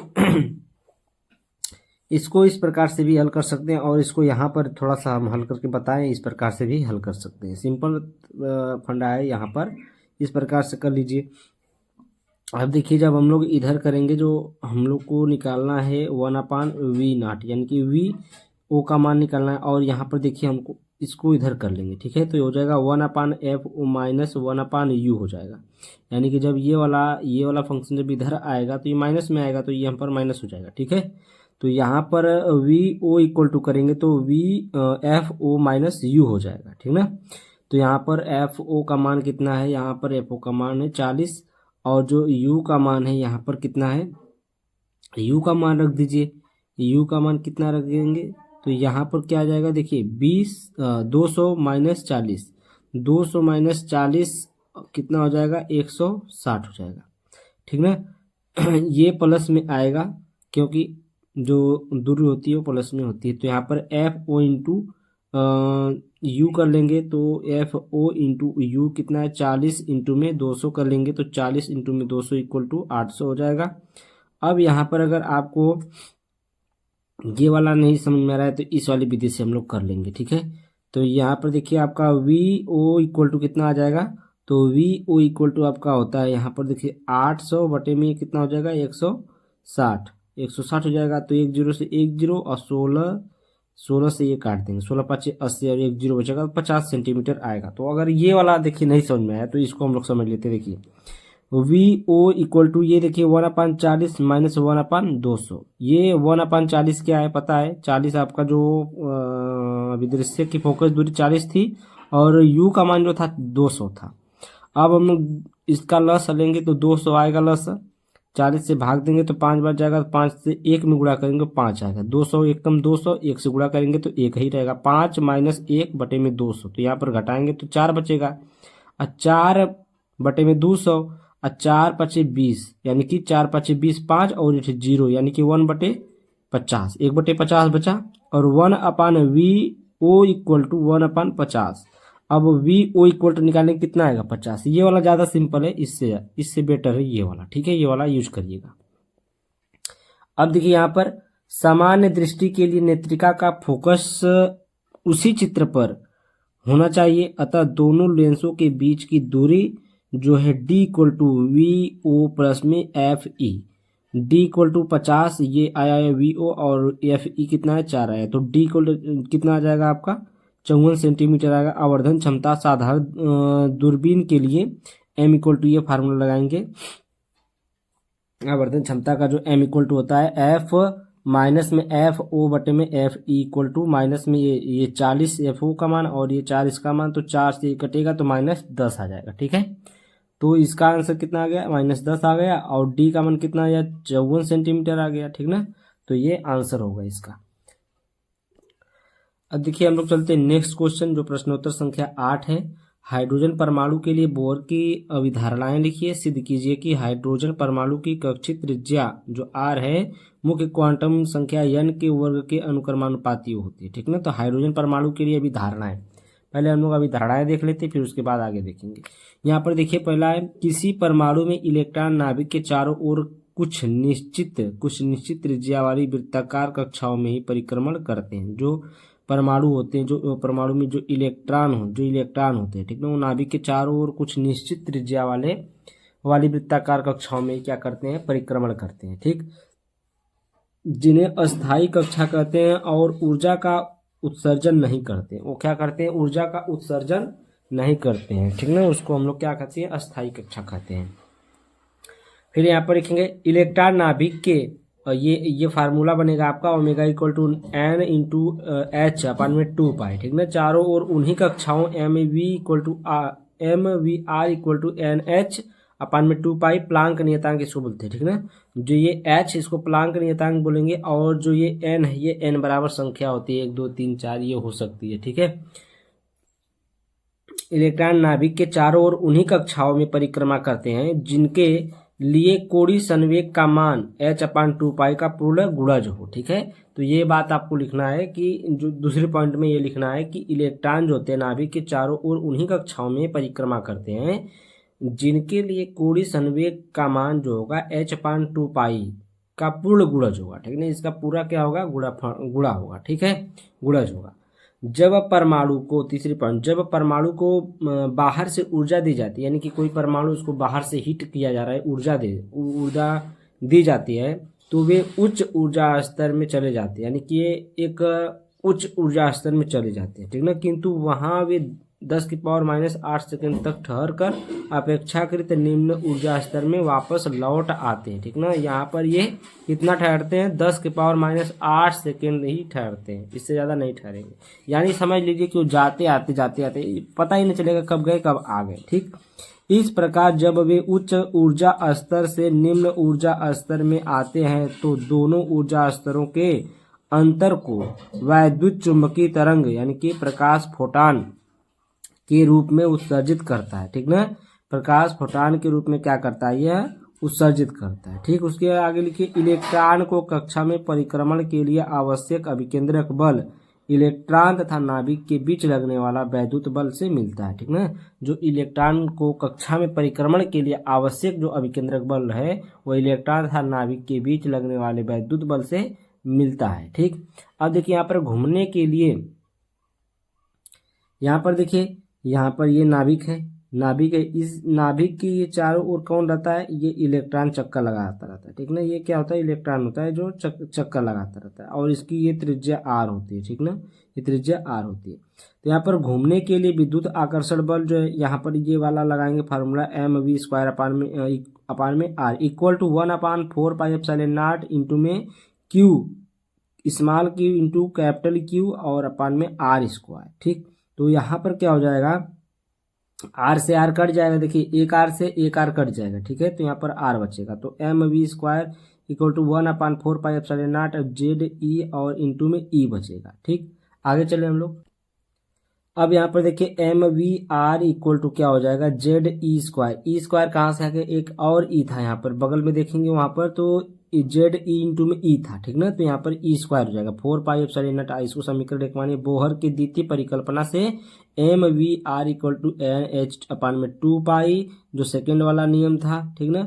इसके लिए mvr इक्वल टू NH अपान में 2π था। सेकंड समीकरण नंबर 2, ये n बराबर लिखे तो वहाँ पर 1 2 3 4 ये सब हो सकता है। समीकरण 2 का वर्ग करके, समीकरण 2 का वर्ग करेंगे हम लोग, जो समीकरण 2 का वर्ग करेंगे तो आपको मिलेगा यहाँ पर देखिए n² r बराबर और इसको इधर लेकर चला जाइए, ठीक ना। तो यहाँ पर हो जाएगा n² h² और बटे में जो था पाई 2π था, तो यहाँ पर πm2e², ठीक ना। तो यहाँ पर हो जाएगा। अब यहाँ पर nवीं कक्षा की त्रिज्या के लिए, तो यहाँ पर nवीं कक्षा की जब त्रिज्या के लिए लेंगे तो ये हो जाएगा rn, ये nवीं कक्षा के लिए ले रहे हैं तो इसलिए यहाँ पर n, तो rn समान प्रोपोर्शनल टू लिख देंगे यहाँ पर n², ठीक ना। पहली कक्षा के लिए z equal to 1 n equal to 1 लेंगे, तो यहाँ पर rn जो था तो n इक्वल टू क्या हो जाएगा, 1 हो जाएगा, तो r1 हो जाएगा इक्वल टू h²ε0 और यहाँ पर πm का स्क्वायर, ठीक ना। प्रूव्ड हुआ, जहां जो आपका h² और लैम्डा, ये लैम्डा करें h²ε0 अपान में πmze², ये क्या है, नियत है, ठीक ना। इसको यहाँ तक आप लोग इसी प्रकार से लिखिएगा, ये एकदम सही है, ठीक है। अगला देखिए प्रश्नोत्तर संख्या 8 का अथवा है, नाभिकीय विखंडन से क्या तात्पर्य है। U देखिए ये दिया है, U 235 के एक नाभिक के विखंडन में 200 मेगा इलेक्ट्रॉन वोल्ट ऊर्जा प्राप्त होती है। एक रिएक्टर से 4 मेगावाट शक्ति प्राप्त हो रही है। रिएक्टर में प्रति सेकंड कितने नाभिक विखंडित हो रहे हैं। नाभिक विखंडन, यहाँ पर देखिए कितने प्रति सेकंड कितने नाभिक जो है विखंडित हो रहे हैं, कितने नाभिक टूट रहे हैं। तो यहाँ पर देखिए नाभिकीय विखंडन, देखिए नाभिकीय विखंडन वह क्रिया है जिसमें कोई भारी नाभिक 2 या 2 से अधिक छोटे भागों में तोड़ा जाता है। इस क्रिया में अत्यधिक ऊर्जा का उत्सर्जन होता है, ठीक ना। जो नाभिकीय विखंडन है वह एक क्रिया है, ठीक, जिसमें क्या होता है कि जो भारी नाभिक होता है उस भारी नाभिक को 2 से अधिक भागों में या 2 भागों में तोड़ा जाता है, ठीक ना। इस क्रिया में अत्यधिक ऊर्जा का, इसमें क्या होता है, ऊर्जा का उत्सर्जन होता है, ऊर्जा बाहर आती है, ठीक ना। उदाहरण, जब यूरेनियम 200 देखिए 92 यूरेनियम होता है और यहाँ पर 235 जो इसका परमाणु भार है को न्यूट्रॉन के प्रहार प्रहार द्वारा क्या किया जाता है, विखंडित किया जाता है तो बेरियम तथा क्रिप्टॉन के परमाणु बनते हैं। जैसे यहाँ पर देखिए 92 यूरेनियम और यहाँ पर 0N1, और यहाँ पर जब इसको विखंडित किया गया तो 36 क्रिप्टॉन 92 परमाणु भार और 56 बेरियम 141 परमाणु भार जिसका है, और यहाँ पर तीन को क्या बनेंगे 0N1 बचा, ठीक ना। यानी कि ये भार जो परमाणु क्रमांक है 0 है और इसका जो भार रहेगा 1 रहेगा, ठीक ना। प्लस में ऊर्जा जो है बाहर अलग से निकलेगी। तो इसमें क्या बना आपका क्रिप्टॉन बना और आपका क्या बना बेरियम बना, ठीक ना। तो इसमें जब हम लोग यूरेनियम 235 को हम लोग क्या करते विखंडित करते हैं तो आपका क्या मिलता है, क्रिप्टॉन बनता है और यहाँ पर एक बेरियम बनता है। तो 36 और ये 92 जब आप जोड़ेंगे तो ये 92 हो जाएगा, अरे 36 और 56 जब जोड़ेंगे तो ये 92 हो जाएगा, और ये 92 और जब 141 जोड़ेंगे तो 235 होगा, ठीक है। तो इसी को तोड़ा है तो ये आपका बना है, ठीक ना। आगे चले हम लोग। तो इसमें एक क्वेश्चन दिया है, नाभिकीय विखंडन से क्या तात्पर्य, ये क्वेश्चन यहाँ पर है। तो इसमें देखिए 200 मेगा इलेक्ट्रॉन वोल्ट ऊर्जा प्राप्त हो रही है, ठीक ना, 4 मेगावाट शक्ति प्राप्त हो रही है। तो यहाँ पर रिएक्टर में प्रति सेकंड कितने नाभिक विखंडन हो रहे हैं तो यही बताना है आपको। तो यहाँ पर देखिए दिया है, क्या दिया है, देखिए क्या दिया है प्रत्येक विखंडन से प्राप्त ऊर्जा 200 मेगा इलेक्ट्रॉन वोल्ट, यानी कि इसको जब मेगा इलेक्ट्रॉन वोल्ट को इलेक्ट्रॉन वोल्ट में चेंज करेंगे तो 200 × 10⁻6 इलेक्ट्रॉन वोल्ट होगा, जबकि 1 इलेक्ट्रॉन वोल्ट बराबर होता है आपका 1.6 × 10⁻−19 जूल होता है, ठीक ना। 1 इलेक्ट्रॉन वोल्ट अगर ये इलेक्ट्रॉन वोल्ट से भी ये चेंज हो जाएगा तो यहाँ पर 1.6 × 10⁻−19 से गुणा हो जाएगा, ठीक है। तो यहाँ पर 200 मेगा इलेक्ट्रॉन वोल्ट को हम लोग चेंज करेंगे तो 200 × 10⁻6 ये मेगा खातिर एम खातिर है, और 1.6 × 10⁻−19 जो है ये इलेक्ट्रॉन वोल्ट के लिए इसको चेंज किए जूल में, ठीक ना। तो यहाँ पर हो जाएगा मल्टीप्लाई करेंगे इसका और इसका तो ये हो जाएगा 32, 16 दूना के 32 होता है, और ये जो 0 होगा इसमें से जुड़ जाएगा, इसमें घट जाएगा, ठीक ना। तो यानी कि देखिए 2 0 है तो 2 0 इसमें जाएगा तो ये 8 हो जाएगा, 8 इसमें से घटेगा तो कितना बचेगा -11 बचेगा, ठीक ना। तो 3.2 × 10⁻−11 जूल प्रति विखंडन। अब देखिए प्रति सेकेंड विखंडनों की संख्या, ऊर्जा प्रति सेकेंड इक्वल टू होता है शक्ति इक्वल टू यहाँ पर 4 × 10⁻6 जूल पर सेकेंड आया, ठीक ना। अब देखिए यहाँ पर एक वहां पर दिया था 4 मेगा इलेक्ट्रॉन वोल्ट, तो यहाँ पर देखिए 4 मेगा दिया था तो यहाँ पर 4 को हम लोग 10⁻6 से गुणा करेंगे, जूल प्रति सेकेंड में कर लिए। नाभिक विखंडन प्रति सेकेंड इक्वल टू होता है कुल ऊर्जा प्रति सेकेंड बटे में प्रति विखंडन ऊर्जा, यानी कि कुल ऊर्जा प्रति सेकेंड कितना है तो कुल ऊर्जा प्रति सेकेंड यहाँ पर लिखेंगे तो यहाँ पर है कुल ऊर्जा प्रति सेकेंड, यहाँ पर 4 × 10⁻6 है, ठीक ना। प्रति विखंडन ऊर्जा कितना है तो प्रति विखंडन ऊर्जा आपका ये आया है, प्रति विखंडन कितना आया है 3.2 × 10⁻−11 आया। तो यहाँ पर देखिए क्या करेंगे हम लोग, अब इसका मल्टीप्लाई करेंगे तो यहाँ पर देखिए 4 बटे में 3.2 गुणे में, अब इसको हम लोग ऊपर कर लिए तो 10⁻6 + 10⁻11 हो जाएगा, माइनस जो था वो प्लस में बदल जाएगा। तो इसको 11 और 6 करेंगे तो प्लस में कितना आ जाएगा 17 आ जाएगा, और इसका भाग करेंगे 1.25 आएगा, ठीक ना। तो रिएक्टर में प्रति सेकेंड विखंडन हो रहे नाभिकों की संख्या कितनी होगी 1.25 × 10⁻17 होगी, ठीक ना, इतना होगी। आप लोग इसको बढ़िया से लिख लीजिएगा। अब देखिए प्रश्न उत्तर, ये है प्रश्न उत्तर संख्या 9, ठीक ना। ठोसों में ऊर्जा बैंड क्या होते हैं, ऊर्जा बैंडों के आधार पर चालकों कुचालकों एवं अर्धचालकों में अंतर स्पष्ट कीजिए, इन पर ताप के प्रभाव की व्याख्या कीजिए। ये जो ठोसों में ऊर्जा बैंड ये बार बार पूछा जाता है, तो ये मोस्ट इंपोर्टेंट क्वेश्चन है, 5 नंबर में हमें कभी 5 नंबर में आता है तो कभी 3 नंबर में आता है, ठीक है। तो इसको आप लोग वेरी वेरी इंपॉर्टेंट लगाइए और इसको रट लीजिए, ठीक। ठोसों में ऊर्जा बैंड, ठोसों में ऊर्जा बैंड 2 प्रकार का होता है, कौन कौन सा, संयोजकता बैंड और चालन बैंड। तो यह संयोजी इलेक्ट्रॉन ऊर्जा का बैंड होता है जो पूर्णतः आंशिक रूप से इलेक्ट्रॉन से भरा होता है। यह बाह्य वैद्युत क्षेत्र से ऊर्जा प्राप्त नहीं करता है, अतः इसका धारा प्रवाह में योगदान नहीं होता, ठीक ना। चालन बैंड, यह ऊर्जा बैंड पूर्णतः रिक्त, पूर्णतः क्या होता है यहाँ पर देखिए चालन बैंड को आप लोग, यह ऊर्जा बैंड पूर्णतः रिक्त या आंशिक रूप से भरा होता है। ये पूर्णतः क्या होता है, रिक्त होता है या थोड़ा थोड़ा भरा होता है, आंशिक रूप से भरा होता है। यह बाह्य विद्युत क्षेत्र से ऊर्जा प्राप्त करता है, अतः धारा प्रवाहित में योगदान करता है, यानी कि धारा प्रवाह में क्या करता है, यह योगदान करता है। ऊर्जा बैंडों के आधार पर चालकों कुचालकों एवं अर्धचालकों में अंतर, तो यहाँ पर जो अंतर दिया है, अंतर देख लीजिए यहाँ पर। चालक, चालक वे पदार्थ होते हैं जिनमें चालक इलेक्ट्रॉनों की पर्याप्त संख्या पाई जाती है तथा उनमें धारा प्रवाह सरलता से हो जाती है, उसे चालक कहते हैं, ठीक ना।